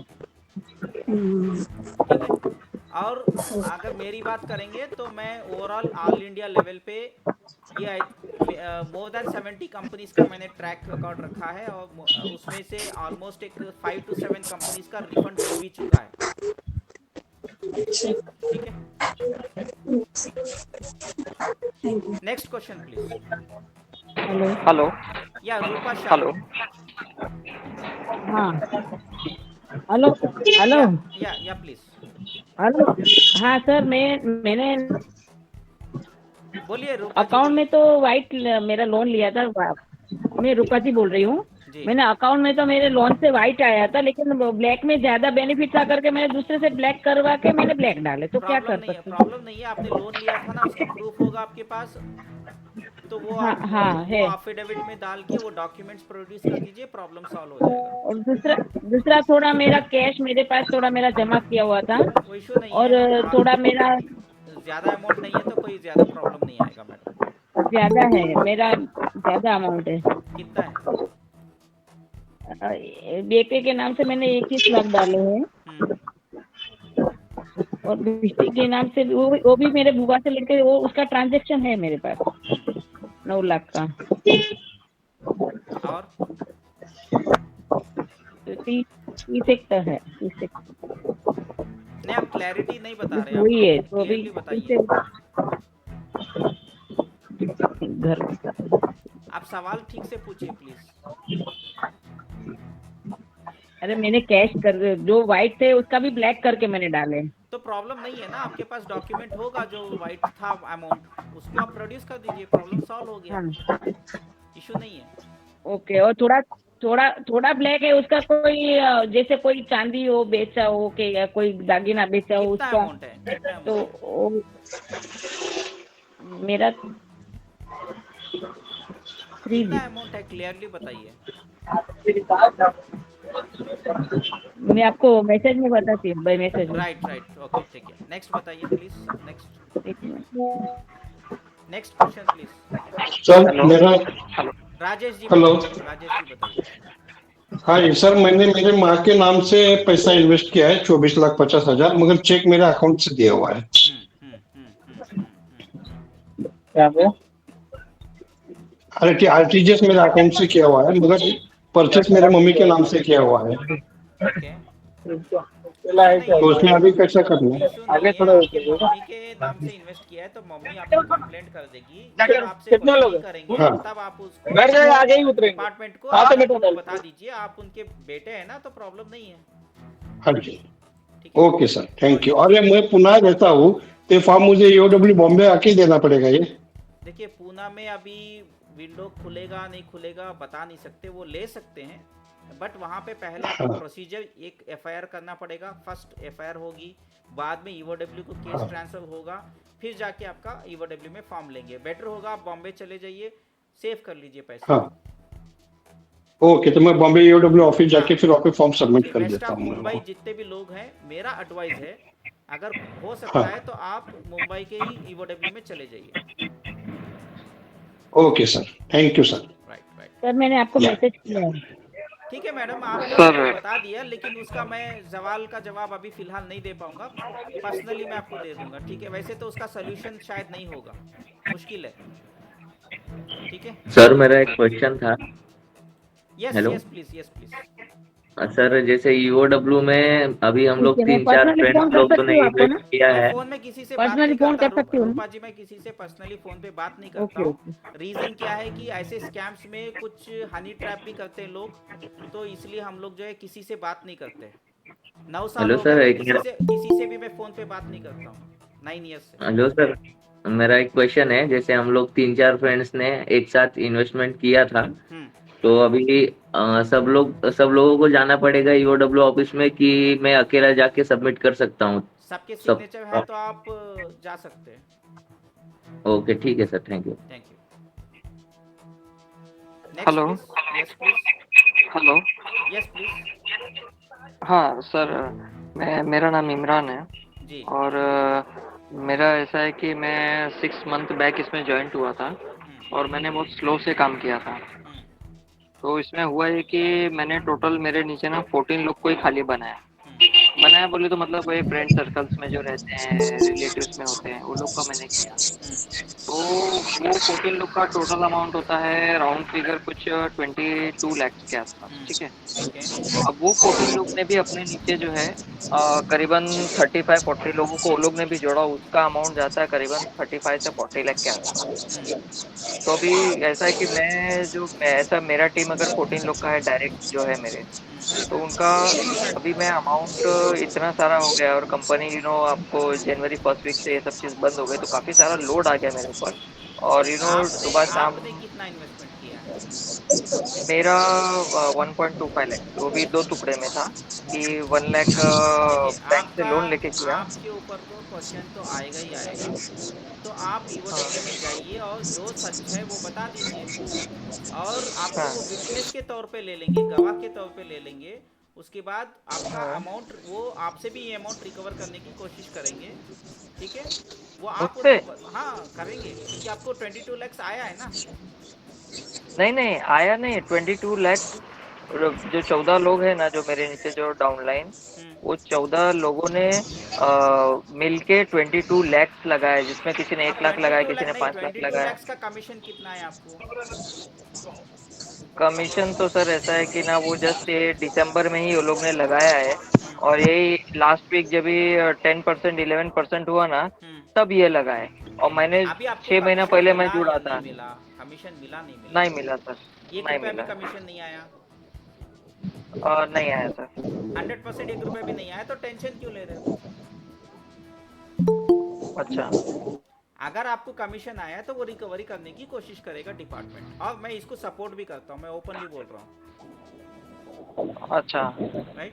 तो ऐसा तो नहीं कि मतलब 14 लोग का अगर वो लोग जब भी फॉर्म भरेंगे, जो ईओडब्ल्यू का, वो लोग सब फॉर्म हम सब भर दिए, सबमिट नहीं किए, तो सबमिट करने के लिए मुझे बुला रहे कि आप आइए जाइए, और आप फॉर्म बता लेके दीजिए, जाइए, देखिए सबमिट सर कीजिए। मैंने ही इनको रेफर किया था, लेकिन मुझे कमीशन नहीं मिला बोल के एक स्टेटमेंट दे दीजिए उनको।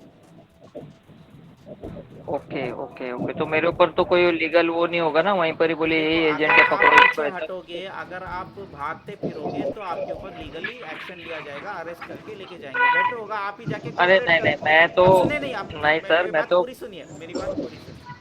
आपने गलती नहीं किया, आपसे इनडायरेक्टली गलती हुई है जो आपको पता नहीं था कि ये स्कैम है, बराबर। तो आप एजेंसी को कोऑपरेट करेंगे, वो भी आपको उसी तरीके से सपोर्ट करेंगे, बराबर बराबर। राइट। क्योंकि अभी कुछ टाइम लेकिन अगर पहले आप अभी ऐसे आपने करेंगे, बोले। देखो आपको मैं बता रहा हूँ, अगर आप ऐसे करेंगे कि कोई आपके नीचे आया है, आपने रेफर किया है, वो उसको आप डिस्करेज कर रहे हो कि फॉर्म फिल करने के लिए, ऐसा एक्सेट्रा एक्सेट्रा, तो आपके ऊपर बहुत बड़ा प्रॉब्लम्स आ जाएंगे, ठीक है। बेटर होगा आप ही उनके साथ चले जाइए और फॉर्म फिल करके दे दीजिए। ठीक ठीक ठीक। अच्छा, कोऑपरेट करिए, एक और आप चीज के सेफ भी। हो जाओगे। ऐसा एक बार नहीं, बहुत बार ऐसा सेफ्टी हुआ है, और जो लोग गवर्नमेंट अथॉरिटी के गवाह बन जाते, सरकारी गवाह बन जाते, उनको प्रॉब्लम्स नहीं आएंगे। नहीं आते ना, ठीक है। अच्छा, अभी कैसा है कि जो 1.25 लैक्स जो है ना मेरा, तो मैंने सबसे पहले जून में लगाया था 10,000 रुपीज़, तो मेरे को 2-3 महीने तक आया, तो उसमें फिर से मैंने 10,000 रुपीज़ किया। और फिर उसके बाद में मैंने क्या किया कि नवंबर में जब ये था दिवाली का ऑफर, जब ये वो चल रहा था ना, तो अक्टूबर एंडिंग और नवंबर का स्टार्टिंग था वो, तो उस टाइम पे मैंने ना बैंक से लोन लेके 1 लाख रुपीज़ मैंने इसमें डिपॉजिट किया था कैश में। तो अभी क्या हो गया है कि अभी ये दिसंबर के लास्ट वीक से ही ये आना अमाउंट बंद हो गया, और दिसंबर के एंडिंग के लास्ट 10 डेज में ही काफी सारा जो इन्वेस्टमेंट था जो मेरे देखिए डाउनलाइन ने भाई, किया था। आपका जितना भी इन्वेस्टमेंट है उसमें कितना अमाउंट आपको ऑलरेडी एज ए कमीशन और एज ए प्रॉफिट मिल चुका है या बोनस कहो, उसको माइनस करके बाकी का अमाउंट आपको मिलेगा। बाकी का अमाउंट मिलेगा, राइट। ओके। क्योंकि क्या है कि मेरे वो जो 14 जो लोग हैं ना डायरेक्टली, वो लोग ने भी अपने नीचे 30-35 लोगों को बनाया है, और उसमें भी एक आदमी ने ना 4 to 5 लाख का सिस्टम होता है, ये चेन बिजनेस होता है जिसमें ऐसे ही होता है। आप उसमें ज़्यादा सोचने की बात नहीं है। अगर आपको, देखिए मैं सिंपल सी बात बता रहा हूँ, आपने 1 लाख डाला है एग्जाम्पल, आपको अगर 80,000 या 95,000 भी पैसा आया है एज ए कमीशन और एज ए प्रॉफिट कुछ भी हो, तो आपको घबराने की ज़रूरत नहीं है। 99,000 भी आया तो घबराने की ज़रूरत नहीं है। आपको घबराने की ज़रूरत तब पड़ेगी जब 1 लाख आपने इन्वेस्ट किया था, आपको 1,01 रुपये भी आया है, तो थोड़ा बहुत आपको एजेंसी जो है थोड़ा अलग नज़र में देखेगी। सिंपल कैलकुलेशन है भाई, ज़्यादा टेंशन लेने की। बाई चांस अगर 1 लाख आपने इन्वेस्ट किया है, 2 लाख आपको आ चुका है, तो बेटर है आप 1 लाख अथॉरिटी को वापस कर दो, डिपॉजिट कर दो लीगली कोर्ट के थ्रू, सेफ हो जाओ। इसमें तो इन्वेस्टरों भाईजान आपकी बात अगर हो जाएंगे तो आप मेरे से बात करो। वेट शहनाज, अच्छा अभी वेट जी, ठीक है। तो ठीक है, मैं अभी कैसा है कि ऐसे नवंबर में मैंने लगाया था 1 लाख रुपीस, है ना, तो उसका रिकवरी जो था तो उतना तो आया नहीं, क्योंकि इतना ज्यादा मैं वही परसेंटेज तो नहीं बता था रहा उस हूँ। टाइम आप पे। खुद कैलकुलेशन कर लीजिए, आपको मैंने सवाल का जवाब डायरेक्टली दे दिया है। आप पेन पेपर लीजिए, कैलकुलेशन कर लीजिए। अगर 1 रुपये भी बैलेंस है तो आप जाइए कोऑपरेट करिए एजेंसी के साथ, कोई प्रॉब्लम नहीं होगा। बाई चांस अगर आपका रिकवरी हो गया है, ज़्यादा अमाउंट एक्स्ट्रा अमाउंट आ गया है आपको, तो एजेंसी में जाके डिपॉजिट कर दीजिए।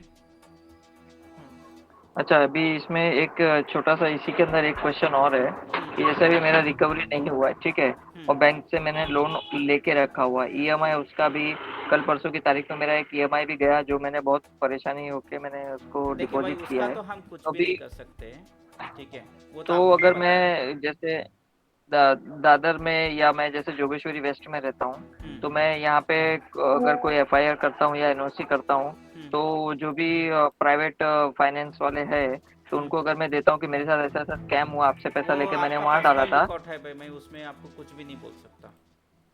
नहीं कर लुकआउट सकते। है, मैं आपको उसमें कोई भी लीगल, ठीक है, देखिए प्राइवेट फाइनेंस या फाइनेंस का पैसा है वो अलग केस है, मैं उसमें आपको कोई भी चीज़ आपको नहीं बता सकता। ठीक है, ओके ओके, थैंक यू। हाँ थैंक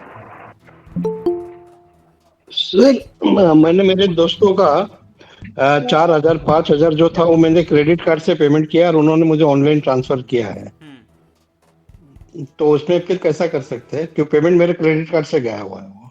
वो इशू नहीं है। आप जो है देखिए उसको, आप अपने दोस्तों को पैसा दिया है ना, तो आप अपने दोस्तों से पैसा ले लीजिए। वो उन्होंने ट्रांसफर कर दिया है मुझे। अभी वो अगर ये इसमें जो फॉर्म भर के देंगे तो उसमें वो क्या दिखाएंगे, वो इशू नहीं है, फ्रेंड से लेके दिया है बोल के बोल सकते हैं ना, वो इशू नहीं है। आपको तो पैसा आपका वापस आ गया ना। हाँ मुझे पैसा आ गया वापस। कोई टेंशन नहीं है। अभी ओके। उनका क्या है, उनका रिकवरी जब होगा वो अभी नहीं होगा, डेफिनेटली मिनिमम 6 to 1 year होगा। 1 year से पहले मुझे मुश्किल लग रहा है, क्योंकि ये IC MPAD का केस है। अगर BODS एक्ट में केस होता तो 6 months में रिकवरी हो जाती, सेंट्रल एक्ट, लेकिन ये ऑलरेडी महाराष्ट्र का केस लग गया है, तो 1 year तो डेफिनेटली इनका टाइमलाइन है, तो 1 year में रिकवरी होगा। तो लेकिन आपको अगर उन्होंने पैसा दे दिया तो मुझे नहीं लगता है कि आपको ज़्यादा उसमें टेंशन लेने की ज़रूरत है, क्योंकि उनका आपके दोस्तों का लुकआउट है। ओके, नहीं वो ये पूछ रहे थे कि फॉर्म में क्या भरे करके। वो जो है अभी तो उन्होंने इन्वेस्टमेंट कैश में किया ना।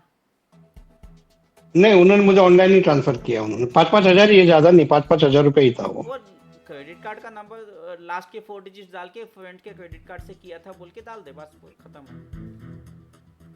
ओके जी, ओके। एक स्टेटमेंट डाल दे बस, राइट। भाईजान मैं हीरा गोल्ड के पर्पस से बात कर रही हूँ। हीरा गोल्ड का ये सवाल हम नहीं लेंगे इस बार, यहाँ पे सिर्फ और सिर्फ टॉरस का ही बात करेंगे। अच्छा अलग तो कब सेशन तक मीटिंग आएगी सर हीरा गोल्ड की? हीरा गोल्ड की प्रेजेंटली हम मीटिंग नहीं कर रहे हैं, जब होगा तो हम आपको ग्रुप में बता देंगे। प्रेजेंटली हीरा ठीक है गोल्ड सर। का देखिए, हीरा गोल्ड का थोड़ा ऑलमोस्ट 7 ईयर्स से केस चल रहा है, और हीरा गोल्ड का मैं एक डिटेल्स बता देता हूँ। वहाँ पे कंपनी की सीईओ ने बहुत सारा लोगों को जो है गुमराह कर दिया था। हमने बहुत बार बताया था, जैसे आज अवेयरनेस हम टोरस की कर रहे हैं, उस टाइम पे हीरा के इन्वेस्टरों ने हमें बहुत गालियाँ सुनाई थी, और हमने जब उनको अवेयरनेस क्रिएट किया उन्होंने हमारी बात नहीं सुनी। इसलिए अब हीरा गोल्ड को सपोर्ट मिलेगा तो पेड सर्विस है, टोरस के लिए फ्री सर्विस है। एक्चुअली मैंने नॉन कंप्लेंटर हूँ सर, मैंने कंप्लेंट की वही नहीं मैं आज बता रहा तक। हूँ, हीरा गोल्ड के लिए पेड सर्विस है, आपको पेनल्टी देनी पड़ेगी। जब हम फ्री में काम कर रहे थे आपके लिए, आपने हमारी बात नहीं सुनी, आप नॉन कंप्लेनर्स हैं, तो आप सर मैंने अभी अभी आपका वीडियो ज्वाइन वही किया मैं और बोल कल रहा से मैंने हूँ, आपको ज्वाइन 7 किया है। ईयर्स हो गए ना, 7 ईयर्स हो गए ना। तो अगर आपको सपोर्ट चाहिए तो आप मुझे पर्सनल पे व्हाट्सएप पे मैसेज करिए, 300 रुपीज लीगल फीस ठीक है सर। लगेगी, आपको हम जी, पेड ठीक है। सर्विस में ही आपको सपोर्ट करेंगे। मैं मजबूर हूँ क्योंकि 7 ईयर्स आपको हम फ्री में सर्विस दे रहे थे, आपने तो गालियां दी अब वो थी। चल रहा मैं था ना आपकी सर। नहीं बता रहा हूँ, जनरल नहीं मैं, बता रहा हूँ, हाँ मैं ठीक है सही बात है। राइट, ठीक है, चलिए, थैंक यू। ठीक है सर, मैं आपको पर्सनल नंबर पे कांटेक्ट करूंगा। Right, thank you. Next please. Hello Farhan भाई। या मैं आदिल बोल रहा हूँ कोलकाता से। तो मैंने एक आईडी लगाया था 29 को। जो मेरे जिसके थ्रू मैंने लगाया था, रेफरल जो दिया था मुझे, वो फोन स्विच ऑफ कर लिया है। तो मेरे पास कुछ ऐसा अभी यहाँ पे लिंक नहीं है, मैं कोलकाता में रहता हूँ, ठीक है। तो मुझे आपका ये इन्फॉर्मेशन मिला है चित्रा मैम से, तो उन्होंने मुझे ऐड किया है। तो मैं चाहता हूँ कि अगर कुछ इसमें मैं पूछना चाहता कि मेरे बिहाफ में कोई कर सकते हैं क्या वो वहाँ पे ईओडब्ल्यू में कंप्लेन? देखिए, मैं आपको क्या बोल रहा हूँ, या तो आपके कोई जानकार लोग हैं मुंबई में, उनको आप पोस्ट से भेज दीजिए फॉर्म फिल करके, या तो आप एक्चुअली वो फॉर्म सुनिए पूरी बात सुन लीजिए, ठीक है। फॉर्म जी, मैं जो बोल रहा हूँ पूरी सुन लीजिए। जो आउट ऑफ स्टेट है, जो महाराष्ट्र से बाहर के स्टेट है, सब लोग एक बार ये बात सुन लीजिए। आप फॉर्म को जो है ऑनलाइन डाउनलोड कर लीजिए, व्हाट्सएप में मेरे ग्रुप में भी मिल जाएगा आपको। वो फॉर्म को फिल कर लीजिए। फॉर्म को फिल करने के बाद सिग्नेचर करिए। अगर किसी को आप मुंबई में जानते हैं तो उनके थ्रू ईओडब्ल्यू को पहुंचा दीजिए, और अदरवाइज आप रजिस्टर्ड पोस्ट से भेज दीजिए, not courier, registered post. Okay. Actually एक लेडी है जो वहाँ पे मुझे हेल्प करना चाह रही है, तो वो फॉर्म फिलअप करके सबमिट कर सकती है कि मेरे बिहाफ में? वो लेडी कौन है? रिलेटिव तो नहीं है, पर जैसे ही नॉर्मल रैंडम उनसे बात हुआ है, सो वो चाह रही है कि मैं कर सकता हूँ। मैं पर्सनल एडवाइस है, मत जाइए। अगर आपके ओके रिलेटिव्स हैं या लॉन्ग टाइम फ्रेंडशिप है लेडी के साथ, no problem, otherwise don't go blindly, trust anybody. Okay. हाँ, ये डॉक्यूमेंट्स भी सबमिट करना है ना मुझे उसके साथ। रजिस्टर्ड पोस्ट से भेज दीजिए, बेटर होगा। Okay, thank you sir. Actually मेरा सवाल ये है कि डॉक्यूमेंट क्या क्या अटैच करना है और कब तक सबमिट करना है उसको? ये ग्रुप में हम दे देंगे डॉक्यूमेंट्स का डिटेल्स, कोई इशू नहीं है, ठीक है, क्योंकि बार बार सेम सवाल का जवाब नहीं देंगे। नहीं, इसका टाइम कब तक सबमिट करना पड़ेगा अपने को? टाइम का भी मैंने इसी सेशन में बताया है। टाइम देखिए, जब तक पब्लिक नोटिस न्यूज़पेपर में नहीं आती तब तक टाइम है, लेकिन जितना जल्दी हो सकता है आप सबमिट कर दीजिए। एज ऑफ नाउ कोई टाइम लिमिट नहीं है, लेकिन अगर मैं ऐसा बोलूँगा तो लोग जो है फॉर्म फिल करना छोड़ देंगे, वेट करना स्टार्ट कर देंगे, डिले हो जाएगा, तो केस भी डिले हो जाएगा, राइट। तो आप पूछेंगे आज ही कर दो, खुली है ऑफिस तो अभी कर दो, मैं आपको वही जवाब दूंगा, क्योंकि जितने लोग जाएंगे, जितने लोग ईओडब्ल्यू में फॉर्म सबमिट करेंगे, उतना फास्ट केस में अथॉरिटीज को हेल्प होगी, उतना फास्ट वो केस को सॉल्व कर पाएंगे। जैसा कि आपने कहा ग्रुप बना के जाएंगे तो उसमें ज्यादा बेटर है। उसमें ज़्यादा बेटर है, लेकिन ग्रुप बना के जाएंगे तो ये चीज़ का ध्यान रखिए, नॉन इन्वेस्टर्स होते हैं और वो लोग एसोसिएशन बनाते हैं, या तो कोई सोशल वर्कर होता है, या तो कोई पॉलिटिशियन होता है, या तो न्यूज़ चैनल, मैं भी न्यूज़ चैनल वाला हूँ, रिपोर्टर होता है। ऐसे लोगों की लीडरशिप में जाके फॉर्म फिल मत करिए, क्योंकि ये लोग कभी भी आपको धोखा दे सकते हैं। बिल्कुल। क्योंकि मेरा आने का reporter x news 9 years back मैंने खुद न्यूज़ चैनल खोला था, मैं भी एक कंपनी का विक्टिम हूँ। मेरे साथ ऐसा होने के बाद मैंने ये चैनल खोला है फॉर ए गुड कॉज। और हम लोग जो है वॉलंटरीली कोई हमारे चैनल को डोनेशन देते तो ले लेते हैं, क्योंकि हमारी मजबूरी होती है, लेकिन किसी को फोर्स नहीं करते। अभी मैं किसी से डोनेशन लेने के लिए ये वीडियो रिलीज नहीं किया हूँ, वो अलग बात है। वॉलंटरीली कोई देता तो ले लेते हैं, लेकिन सख्त मैं टोटली अगेंस्ट हूँ अगर कोई आप सोशल ऑर्गेनाइजेशन, सोशल वर्कर्स भी धोखेबाज होते हैं, न्यूज़ चैनल के रिपोर्टर्स भी धोखेबाज होते हैं और पॉलिटिशियंस भी धोखेबाज होते हैं, तो किसी के लीडरशिप में मत जाइए। इन्वेस्टर की खुद ग्रुप बनाइए और जाइए और अपना काम करिए। बिल्कुल। तो आप डॉक्यूमेंट क्या क्या सबमिट करना है वो आप कब तक पोस्ट करेंगे? आज कर देंगे? आज कर देंगे। वैसे मैं इससे पहले दे चुका हूँ, शायद आप लेट दे आए चुके होंगे। आप दे मे बी। फिर से डाल दूंगा मैं। ओके बस, ओके, थैंक वीडियो यू। में मैंने डॉक्यूमेंट्स के डिटेल्स भी दिए थे। हम्म। एनीवेज कल के वीडियो में फिर से मैं डॉक्यूमेंट के डिटेल्स बता दूंगा। देखिए बार बार एक ही सवाल का जवाब सबको देने से बेटर होगा, मैं कॉमनली ये सवाल का जवाब दे दूंगा। Okay sir, okay, done, thank you.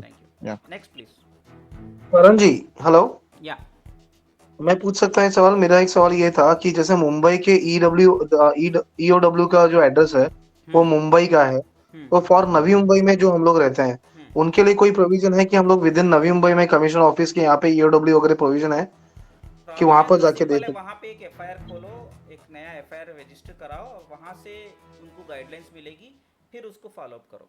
ये एक प्रोविजन नहीं, मुझे ये पूछना है कि मुंबई का ईओडब्ल्यू है, वहां पर मुझे हमें जाना है नवी मुंबई कर को, कि यहाँ पे नवी मुंबई में भी ईओडब्ल्यू? देखो नवी मुंबई में जब तक एफआईआर रजिस्टर नहीं होता तब तक ईओडब्ल्यू वहाँ की ये काम स्टार्ट नहीं करेगी, जहाँ तक मेरा नहीं अभी इसी कॉल पे कोई संजय जी जो शायद थे मेरे ज्वाइन कॉल पे आप इससे बात कर रहे थे, उन्होंने आपको सवाल किया था, तभी मैंने बीच में आपसे बात की थी।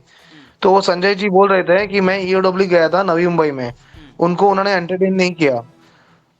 राइट, वही सवाल था हम लोग का ना, जॉइंटली हम लोगों ने बात की थी। देखो शायद वो संजय जी जाइए, एक ग्रुप बना के जाइए, तो आप अगर वो नहीं मानेंगे तो आप लोग क्या करिए, एक मिनिमम 100 मेंबर्स जो है इकट्ठा होके एक registered letter EOW Navi Mumbai के एड्रेस को डालिए और सेम कॉपी जो है टाइम्स ऑफ इंडिया मुंबई को डाल दीजिए।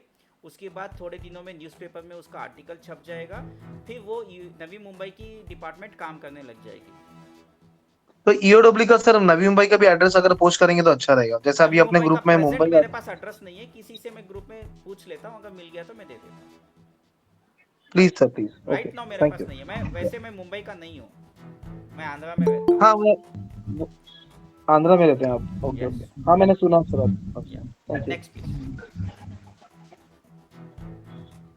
Next question. अभी मैं 2-3 सवाल ले लेता हूँ, उसके बाद हम ये सेशन एंड कर देंगे। सिर्फ 2-3 questions please, last 3-4 questions.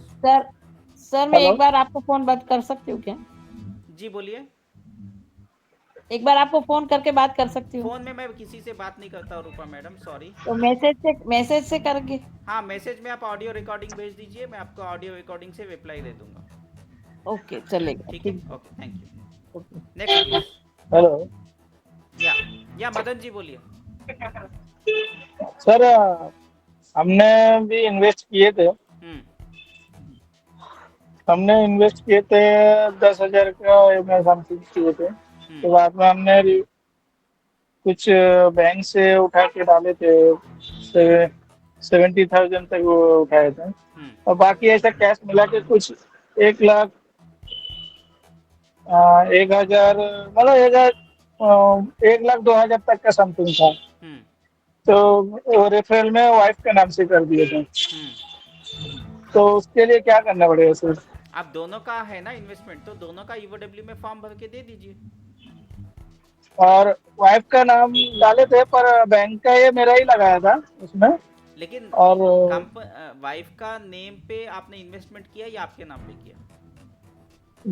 Wife का नाम लिखा था, पर उसमें जो बैंक अकाउंट लगाया था मेरा ही बैंक अकाउंट का ही लगाया था। आपने इन्वेस्टमेट तो आपके वाइफ के नाम से किया ना? जी जी जी। तो आप दो अकाउंट खोले ना वहाँ पे, तो हाँ जी, मेरा 2 ही अकाउंट दोनों में अलग अलग डाला था, 2 अकाउंट दोनों में अलग अलग डाला। इसीलिए आप 2 फॉर्म भरिए, आपका एक, वाइफ का एक। अच्छा ठीक है। और बैंक अकाउंट तो मेरा जो दोनों था वो दोनों ही बैंक अकाउंट भी देना पड़ेगा ना? नहीं, जॉइंट अकाउंट है क्या? नहीं, अलग अलग है, मतलब अकाउंट दीजिए, दोनों ही मेरा ही नाम पे है, वाइफ के डिटेल्स को, वाइफ का अकाउंट नंबर डालिए। उसमें मेरा अकाउंट नंबर मैं शेयर किया था उसमें किया था, लेकिन आप यहाँ पे इन्वेस्टमेंट कहाँ से किया था वो अपना अकाउंट नंबर डालिए। जहाँ पे पैसा चाहिए वो डिटेल्स में वाइफ का अकाउंट नंबर डालिए, नहीं तो एप्लीकेशन रिजेक्ट होने के चांसेस ज्यादा होते हैं। अच्छा, तो वाइफ का ये डालना पड़ेगा। उसका एक्चुअली अकाउंट का ये नहीं था, तो मेरा ही अकाउंट पे मैं किया था, तो खाली नाम उनका डाला था। छोटा अकाउंट खोल दीजिए और सबमिट बेटर होगा। वैसे अकाउंट वाइफ का अभी जरूरत नहीं है, मे बी एक 3-4 मंथ्स के बाद जरूरत पड़ेगा जब डिपार्टमेंट वाले मांगेंगे, लेकिन दे देंगे अभी से खोल के तो बेटर होगा। और वहाँ पे रिफरल वगैरह कुछ नहीं आया था, मेरा भी कुछ मतलब 1 रुपया नहीं आया है। मैं आपको बता दिया नहीं था, है। आपका सिंपल सी बात है, 2 इन्वेस्टमेंट है, दोनों का अलग अलग फॉर्म भर दीजिए। आप जो नाम देंगे पैन कार्ड में जो नाम है सेम पैन कार्ड से मैचिंग अकाउंट नंबर देना चाहिए, चाहे वो कोई भी। अच्छा। बाकी का आपको ओके। कितना पैसा आया क्या आया वो इम्पोर्टेंट नहीं है। आपको आपने इन्वेस्टमेंट किसके नाम से किया उसी के नाम से आप कंप्लेंट या ईओडब्ल्यू में फॉर्म फिल करके देना है। और पैसा जो यहाँ से अकाउंट से निकाला था उसको भी डिटेल देना पड़ेगा क्या? जो 70,000 जो निकाला था। हाँ, वो भी एक बैंक स्टेटमेंट डाल दीजिए। अच्छा, right, okay, next. Okay, thank you. Hello sir जी, मुझे एक सवाल पूछने का था कि मैंने मेरे वाइफ के अकाउंट से बैलेंस से रिपर्चेस किया था, तो उसका मेरे को बिल नहीं लिया था, उसका ऑनलाइन किया था वो। तो उसके लिए कुछ आइडिया कुछ है क्या सर जी? फिर से पूछिए सवाल। मैंने अपने वाइफ के बैलेंस से ऑनलाइन रिपर्चेस किया था, तो उसका कुछ मेरे को रिसीट नहीं लिया मैंने वहाँ से। तो मेरे को बोले थे कि वहाँ पे रीपरचेज इज टोटली डिफरेंट। वो आपको जो प्रॉफिट आया था उसी से आपने फिर से परचेज किया, बराबर? अच्छा, हाँ। तो वो वर्कआउट नहीं होगा, वो छोड़ दीजिए। वो आप ओरिजिनल अमाउंट जो डाला था वो अमाउंट के ऊपर फोकस करिए। ओके, चलेगा। ठीक है, रीपरचेज का कोई ये फायदा नहीं है क्योंकि वो वैलिड ही नहीं होगा। अच्छा अच्छा। क्योंकि प्रॉफिट गवर्नमेंट एजेंसी आपको नहीं देगी, ओनली प्रिंसिपल अमाउंट ही वापस आएगा। ये एक स्कैम नहीं, था। लेकिन प्रिंसिपल अमाउंट के अंदर से ही आया था वो, वही हमने वापस भर दिया था। वही मैं बोल रहा हूँ, आपका अमाउंट नहीं आया है तो उसके हिसाब से देखिए। अभी मान लिया आपने 1 लाख डाला था, उसमें 20,000 प्रॉफिट आया, वो प्रॉफिट आपने फिर से डाल दिया, तो उसका कोई इशू नहीं है। वो ट्रांजैक्शन में उनके पास रिकॉर्ड होगा। जब तक आपके अकाउंट में पैसा नहीं आया है, आपने विड्रॉ नहीं मारा है, तब तक आपको कोई इशू नहीं आएगा। अच्छा अच्छा, ठीक है। हाँ, अगर आपने रीपरचेज ऐसा किया है कि आपके बैंक अकाउंट में पहले विड्रॉ किया फिर आपने नया परचेजिंग किया, तब रिसीप्ट नहीं है तो आपको दिक्कत आएगी। अच्छा अच्छा, ठीक है। वैसे भी बैंक स्टेटमेंट में रिकॉर्ड है तो आपको ज्यादा टेंशन लेने की जरूरत नहीं है। Okay, thank you. See next last question please. Hello sir. Yeah Chitralekha. Hello. Chitralekha ji. Yes sir, ये बर्ड्स एक्ट क्या है? Birds act is the banning of unregulated depositors act, जो 2019 में निकला था। ये एमपीईडी एक्ट जैसा होता है, महाराष्ट्र का एक्ट है, ये लोकल स्टेट का एक्ट है। जैसे कर्नाटका में केपीआईडी एक्ट होता है, तेलंगाना में टीपीआईडी एक्ट होता है, एपी में एपीआईडी एक्ट। तो बर्ड्स एक्ट जो है सिमिलर है, ये एडवांस्ड वर्जन है और थोड़ा बेटर ऑप्शन है। बर्ड्स एक्ट में होता क्या है कि अगर ये केस रजिस्टर होता है तो विद इन 6 मंथ्स रिकवरी उनको जैसे ईओडब्ल्यू है उनको करना पड़ता है। और सेंट्रल एजेंसी, अभी मुंबई की पुलिस मान लो कि हैंड इन ग्लोव होती है, ये कंपनी के प्रमोटर से कुछ पैसा लेके कुछ भी कर देती है घोटाला, तो ऐसा कर नहीं सकते क्योंकि सीबीआई इन पिक्चर आ जाती है केस में। यहाँ पे सीबीआई की डिपार्टमेंट इन्वेस्टिगेशन एजेंसी हो जाती है और ईओडब्ल्यू भी इसमें पार्टी रहती है और स्पीड अप प्रोसेस में तेजी बढ़ जाती है। अब सबसे बड़ा प्लस पॉइंट बर्ड्स एक्ट में ये होता है आपको पैसे की रिकवरी। अब पैसे की रिकवरी में क्या होता है कि अभी मान लो कि कंपनी ने जो आपने पैसा इन्वेस्ट किया वो पैसे से प्रॉपर्टी हैदराबाद में खरीद लिया या बेंगलुरु में परचेज कर लिया।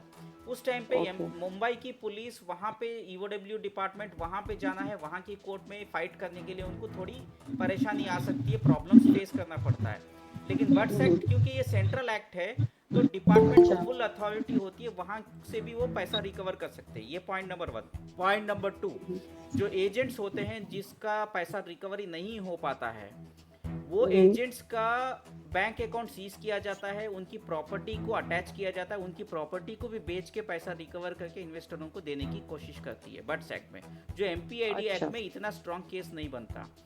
थर्ड केस होता है, थर्ड चीज होता है यूट्यूबर्स एंड न्यूज़ चैनल्स। अगर किसी यूट्यूबर ने या फेसबुक में किसी इन्फ्लुएंसर ने आप लोगों को जो है बेवकूफ़ बनाया है, ये कंपनी अच्छी है, वीडियो बना के आपको बताया, तो उनका भी बैंक अकाउंट और उनका भी प्रॉपर्टी सीज किया जाएगा, उनके भी प्रॉपर्टी को बेच के आपको पैसा दिया जाएगा। क्योंकि क्या होता है, कंपनी वाले की प्रॉपर्टी अगर मैच नहीं कर रही है, मान ली 5000 करोड़ का स्कैम है, गवर्नमेंट के पास खाली 2000 करोड़ का ही रिकवरी होता है, बाकी का 3000 करोड़ तो वो पब्लिक को नहीं दे पाती है, तो लॉस हो जाता है। उस टाइम पे एजेंट्स के पैसे रिकवर करेंगे, यूट्यूबर्स के, न्यूज़ चैनल्स के, जितने भी लाइक बड़े बड़े न्यूज़ पेपर्स होते हैं, टाइम्स ऑफ इंडिया, किसी ने भी अगर एडवर्टाइजमेंट किया है तो वो हर एक मीडिया नेटवर्क का भी उसमें अकाउंटेबिलिटी हो जाता है। या कोई पॉलिटिशियन ने इसमें इन्फ्लुएंस हुआ है, तो कभी कभी देखा जाता है ऐसे स्कैम्स में पॉलिटिशियंस को भी यूज़ किया जाता है, उनके भी प्रॉपर्टीज़ को बेच करके आपको पैसा दिया जाता है। तो ये एक बहुत अच्छा एक्ट है, अगर आप लोग कोशिश करेंगे तो ये ऑलवेज बेटर ऑप्शन है। तो कैसे कोशिश करें इसको सर? इसके ऊपर अगर आपको कोशिश करना है तो अभी क्योंकि ऑलरेडी एमपीआईडी एक्ट केस लग चुका है, आप हाई कोर्ट में जाना है। हाई कोर्ट में कुछ लोग अगर बड़ा अमाउंट वाले हैं तो जाके डायरेक्शंस लेके आना है, कोर्ट से डायरेक्शंस लेके आना है कि ये एमपीआईडी एक्ट में हमें भरोसा नहीं है, क्योंकि आप दूसरे केसेस के रेफरेंस दे सकते हैं हाई कोर्ट को कि हीरा गोल्ड का है, बाकी की दूसरे चीज़ें, दूसरे केसेस हैं, इनको जो है 5 ईयर्स 6 ईयर्स लग गए हैं, इनको रिफंड नहीं मिल पा रहा है। हमें यहाँ की लोकल पुलिस के ऊपर और ईओडब्ल्यू के ऊपर भी उतना कॉन्फिडेंस नहीं है। बेटर होगा कि बट्स एक्ट के तहत अगर आप करेंगे, सेंट्रल एक्ट के तहत हमें 6 मंथ्स में रिकवरी होगी, ये आप डायरेक्शंस लेके आएंगे तो डिपार्टमेंट उसका केस एमपीआईडी से ट्रांसफर करके बट्स एक्ट में कर देगा। तो ये सब लॉयर के थ्रू जाएगा सर? 100%। एक्चुअली ईओडब्ल्यू चाहो तो कर सकती है, लेकिन वो लोग करना नहीं चाहेंगे क्योंकि वो स्टेट के ऊपर देखेंगे ना, और ये सीएम के ऊपर क्वेश्चन होगा, महाराष्ट्र के, वहाँ के एमएलए के ऊपर क्वेश्चन मार्क होगा अगर सेंट्रल एक्ट लग गया तो। इसलिए पब्लिक अगर डिमांड करे तो प्रोटेस्ट करेंगे तो हो सकता है। See there are 2 ways, one is protest and one is court. See protest में क्या होता है कि आपको अननेसेसरीली लाठी चार्ज होगा, पुलिस आपके ऊपर बहुत ज़्यादा सख्ती से कुछ ना कुछ इशू क्रिएट करेगी, जेल में डाला जाएगा, प्रोटेस्ट करने जाएंगे, परमिशन नहीं मिलेगी, ये सब झंझट से बेटर है हाई कोर्ट में जाइए और पिटीशन डाल दीजिए। अभी एक तो भी इसको टाइम लगेगा ना सर? देखिए 1.5 मंथ से ज़्यादा नहीं लगेगा इसको। अभी मैं आपको एक रेफरेंस देता हूँ, बेंगलुरु में एक IMA स्कैम हुआ जिसमें 4000 प्लस करोड़ का स्कैम हुआ। वहाँ पे केस रजिस्टर नहीं हो रहा था, तो हमने हाई कोर्ट गए और हाई कोर्ट में जाके हीरा गोल्ड, IMA और टोटली 70 प्लस कंपनीज का हमने डायरेक्शंस के लिए हाई कोर्ट को बताया। तो वहाँ क्या हुआ कि उन्होंने हमारे डिमांड्स को हाई कोर्ट ने विदिन 1.5 मंथ अग्री किया, और उसके बाद डिपार्टमेंट CBI के को जो है केस रेफर किया गया और एक स्पेशल अथॉरिटी बनाई गई इसी के लिए। और अभी कर्नाटका में कोई भी स्कैम होता है तो इमीडिएटली विदिन 1 ईयर जो है रिफंड देना शुरू हो जाता है। अच्छा, क्योंकि हमने उसके लिए फाइट किया था, हाई कोर्ट से डायरेक्शंस लाए थे। अभी जो भी केस होता है कर्नाटका में ऐसे स्कैम्स के, वो सारे जो है कोर्ट मॉनिटर्ड केस होते हैं। तो इस केस में आपकी क्या ओपिनियन है? अब अगर सब लोग, कोई लोग मिल जाते हैं तो आप आगे बढ़िए, बेटर होगा ऑप्शन। अदरवाइज 3-4 ईयर्स लग जाएंगे, क्योंकि डायरेक्टर्स तो ऑलरेडी अपना गेम प्लान स्टार्ट कर चुके हैं, यूट्यूब बना के आप लोगों को बेवकूफ़ बना रहे हैं, इंस्टाग्राम में बेवकूफ़ बना रहे हैं। और वो पुलिस को भी देखिए, अभी पुलिस अथॉरिटी को ऑलरेडी पता था ये स्कैम है, उनको ऑलरेडी एक कंप्लेंट जा चुकी थी, तो उन्होंने कंप्लेंट रजिस्टर क्यों नहीं किया? It that means there is something wrong. तो अगर आप चाहते हैं, जो गलती दूसरे हीरा गोल्ड, अभी मुंबई में केस बहुत बड़ा केस है, लेकिन वहाँ के लोग सो रहे थे, 7 ईयर्स में भी उनको इंसाफ नहीं मिला, पैसा नहीं मिला। क्यों नहीं मिला? क्योंकि उन्होंने वक्ती तौर पे उन्होंने गए नहीं कोर्ट में और जाके अपना पैसे को सेव करने के लिए नहीं सोचे। तो आप अगर अभी, क्योंकि इनिशियल स्टेज में है, अगर अभी से हाँ आप हाँ कोर्ट में जाके अगर कर लेते हैं, and it is easier to convince the people also to contribute money for okay the legal expenses. अगर आप कितना हो बोलेंगे, सकता है तो भी सर? देखिए अभी आप मान लीजिए कि अगर 3-4 मंथ्स के बाद अगर आप लीगल जाने की कोशिश करेंगे तो पब्लिक बोलेगी अरे 3 महीने हो गए, पैसा भूल जाओ, नहीं आएगा, दे विल हाँ गेट हाँ डिमोटिवेटेड। तो यस इमीडिएटली यस स्टेप्स उठाएंगे तो डेफिनेटली एवरीबॉडी विल अग्री। सो अभी आप जाइए, नो इश्यूज। और लीगल एक्सपेंसेस कितना होता है नॉर्मली, आई थिंक 1-1.5 लाख के बजट में हो जाएगा, क्योंकि ये सिर्फ डायरेक्शंस लेने की बात होगी। देखिए देयर आर अच्छा 2-3 टाइप्स केसेस जब हम्म डालते हैं, ओनली डायरेक्शंस के लिए जाते हैं तो expenses will not be too much, और हियरिंग बहुत तेज़ी से होती है, बहुत फास्ट हो जाती है, और उसके बाद आपको गवर्नमेंट लॉयर अपॉइंट हो जाता है गवर्नमेंट की जानिब से, एक स्पेशल पब्लिक प्रोसिक्यूटर। अच्छा हाँ यानी ये बर्ड्स एक्ट अगर लगता है तो गवर्नमेंट के थ्रू ही लॉयर मिल जाएगा? अभी ऑलरेडी आपको एमपीआईडी एक्ट में भी ऑलरेडी हाँ लॉयर है, ऑलरेडी है ऑलरेडी बट वी है। वांट बर्ड्स एक्ट ना? बट एक्ट में see maybe the same lawyer will be there, but the law will be different, that's it. Okay okay okay वो but act भी उसी Mumbai court पे चलेगा, sessions court में ही ओके चलेगा, only thing is the law will be different. Okay okay अभी होता क्या है, एमपीएडी एक्ट में 1 ईयर का क्लॉज है, 1 ईयर के अंदर पब्लिक को पैसा जो है रिटर्न करना है गवर्नमेंट को। अच्छा और बट्स एक्ट में 6 मंथ्स का क्लॉज है। ओके तो आप लोगों को सोचिए कि कौन सा बेटर है, कि 1 ईयर के बाद जो आज एग्जाम्पल अगर किसी का 10 लाख इन्वेस्टमेंट है, अगर उनको वकील के लिए 2000 देना है कंट्रीब्यूशन, और उनका 10 लाख में 9 लाख रिकवर हो जाता है, पैसा 6 महीने में आ जाता है, वही 9 लाख उनको 1 साल के बाद आता है, कौन सा बेस्ट है? लॉस किसका? हाँ वो तो है। तो इसलिए आप लोगों को क्या करना है, एक लीगल एडवाइजरी टीम बनानी है और एक लॉयर को लेके ले जाना चाहिए कोर्ट में। हाँ अगर आपको सपोर्ट चाहिए तो मैं आपको पिटीशन रेडी करके भी फ्री ऑफ कॉस्ट दे सकता हूँ, कि उसमें क्या क्या वैलिड पॉइंट्स डालना चाहिए, कैसे फाइट करना चाहिए, क्या क्या डॉक्यूमेंट्स चाहिए, everything I can give you guidelines, that is not a problem. Okay okay thank you sir या ठीक है सर डेफिनेटली विल एक कांटेक्ट। फरहान सर सर मुझे ये पूछना मेरा था कि अगर फरहान सर सर या सर सकीना जी पहले बोलिए, फिर बैकअप डाटा आपसे भी बात करेंगे।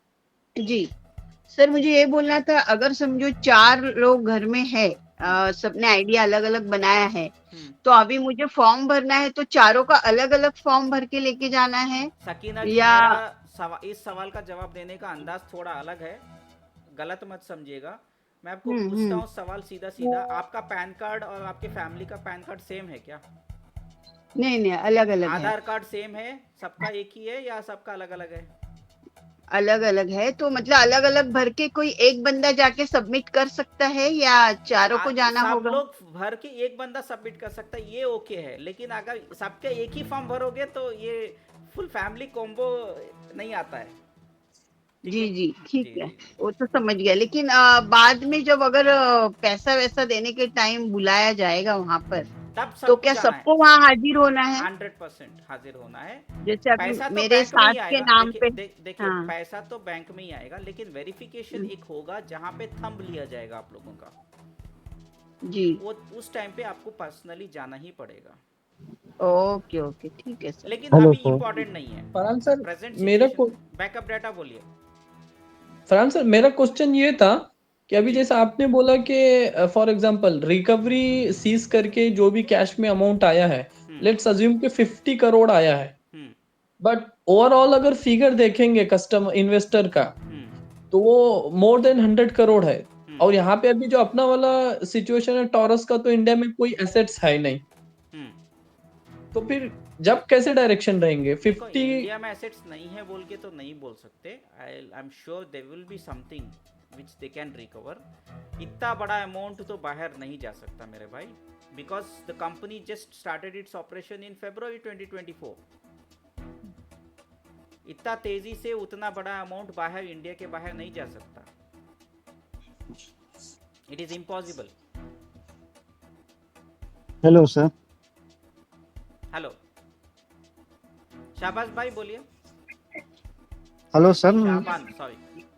हाँ सर, ये मेरे अकाउंट से मैं 7 लाख इन्वेस्ट किया था और डैडी के डेबिट कार्ड से 3 लाख और मम्मी के 2 लाख और 1 लाख कैश दिया था, तो इसके लिए क्या करना पड़ेगा मेरे को? अरे भाई सबको जो करना है वही आपको भी करना है ना। वो तो करना है सर जी, लेकिन ये मैं पूछ रहा हूँ ये अकाउंट डिटेल जो फॉर्म में देना है वो किसका आपने देना? अलग अलग लोगों के ही देना है डिटेल्स। आपका नाम का जिसका नाम है पैन कार्ड से मैच करना है, बैंक अकाउंट डिटेल्स वही देना है। ठीक है सर। हेलो, सिंपल सी चीज है, इसमें कोई ये नहीं है। बैंक अकाउंट, आपका आधार कार्ड, आपका पैन कार्ड मैच होना जरूरी है। ये बहुत इंपॉर्टेंट चीज है, क्योंकि मैंने ऐसे केसेस में पहले भी लोगों के एप्लीकेशन रिजेक्ट होते हुए देखा है, लोगों को नुकसान होते हुए देखा है। इसलिए ऐसी गलती मत करना कि आप जो है आपका पैसा इन्वेस्ट हुआ है और आपने अपने भाई का या बहन का या वाइफ का अकाउंट नंबर डाल दिया या हस्बैंड का डाल दिया। ऐसी गलती करोगे तो पछताओगे। नहीं सर, मेरे अकाउंट के मतलब मेरे बिलिंग मेरे नाम पे हुआ था, लेकिन मैं डैडी के कार्ड से आप उसका जो है अपना ही डाल दीजिए डिटेल्स पूरा। जब आपसे क्वेश्चनिंग करेंगे तब बताइए पैसा कहाँ से आया, तो बता दीजिए, एक्चुअल एक एफिडेविट डाल दीजिए, तब डिपार्टमेंट आपसे सवाल करेगा। ठीक है, धन्यवाद सर। हेलो फरहान जी, मेरा तो ऐसा ही है कि मैंने मेरे नाम से लोन लिया, लेकिन डाला बच्चे के नाम से मैंने। तो इशू नहीं है, आपके ही घर का है ना मामला, कोई बाहर वाला नहीं है हाँ, ना। घर का ही। तो आप अपने बच्चे के नाम से डाला है तो बच्चे के नाम से फॉर्म फिल कराइए, फिर उसके बाद जब सवाल जवाब पूछेंगे तो आप अपना डिटेल्स प्रूफ दे दीजिए एक एफिडेविट में। Okay, right. ओके। हेलो। हाँ हाँ सर, आवाज आ रहा है? या this is last question please. या सर, मैंने ना 29 दिसंबर को इन्वेस्ट किया था 53,000 और आई एम अ स्टूडेंट। तो मेरे को तो 6 तारीख को पैसा आने वाला था, फर्स्ट इंस्टॉलमेंट, बट ये कंपनी 5 तारीख को रात को ही बंद हो गई, उठ गई। तो मेरा क्वेश्चन यही था कि मुझे ईओडब्ल्यू जो है, अभी मेरे खाते में तो पैसा तो आया नहीं है, बट मैंने जो वहाँ पे बैंक अकाउंट दिया था, तो मुझे ये जो ईओडब्ल्यू में जाके वो मराठी में जो फॉर्म है, right, along with Aadhaar card, PAN card और मुझे बैंक डिटेल, ये सभी सबमिट करना है। It would be enough? और I think enough it would be और इनफ, आपका राइट? कंपनी का डॉक्यूमेंट्स भी देना है, जो कंपनी का हाँ, proof है। कंपनी का बिल है, कंपनी का बिल वो है। सब देना है। Yes, right. ठीक है, चलिए, thank अभी you. फिर से हम लोग अगर जरूरत पड़ेगी Yes, तो sir. 3 डेज के बाद हम लोग वापस से एक सेशन करेंगे। राइट नाउ ये सेशन को एंड कर देते हैं, ठीक है? Thank you. Thank you all.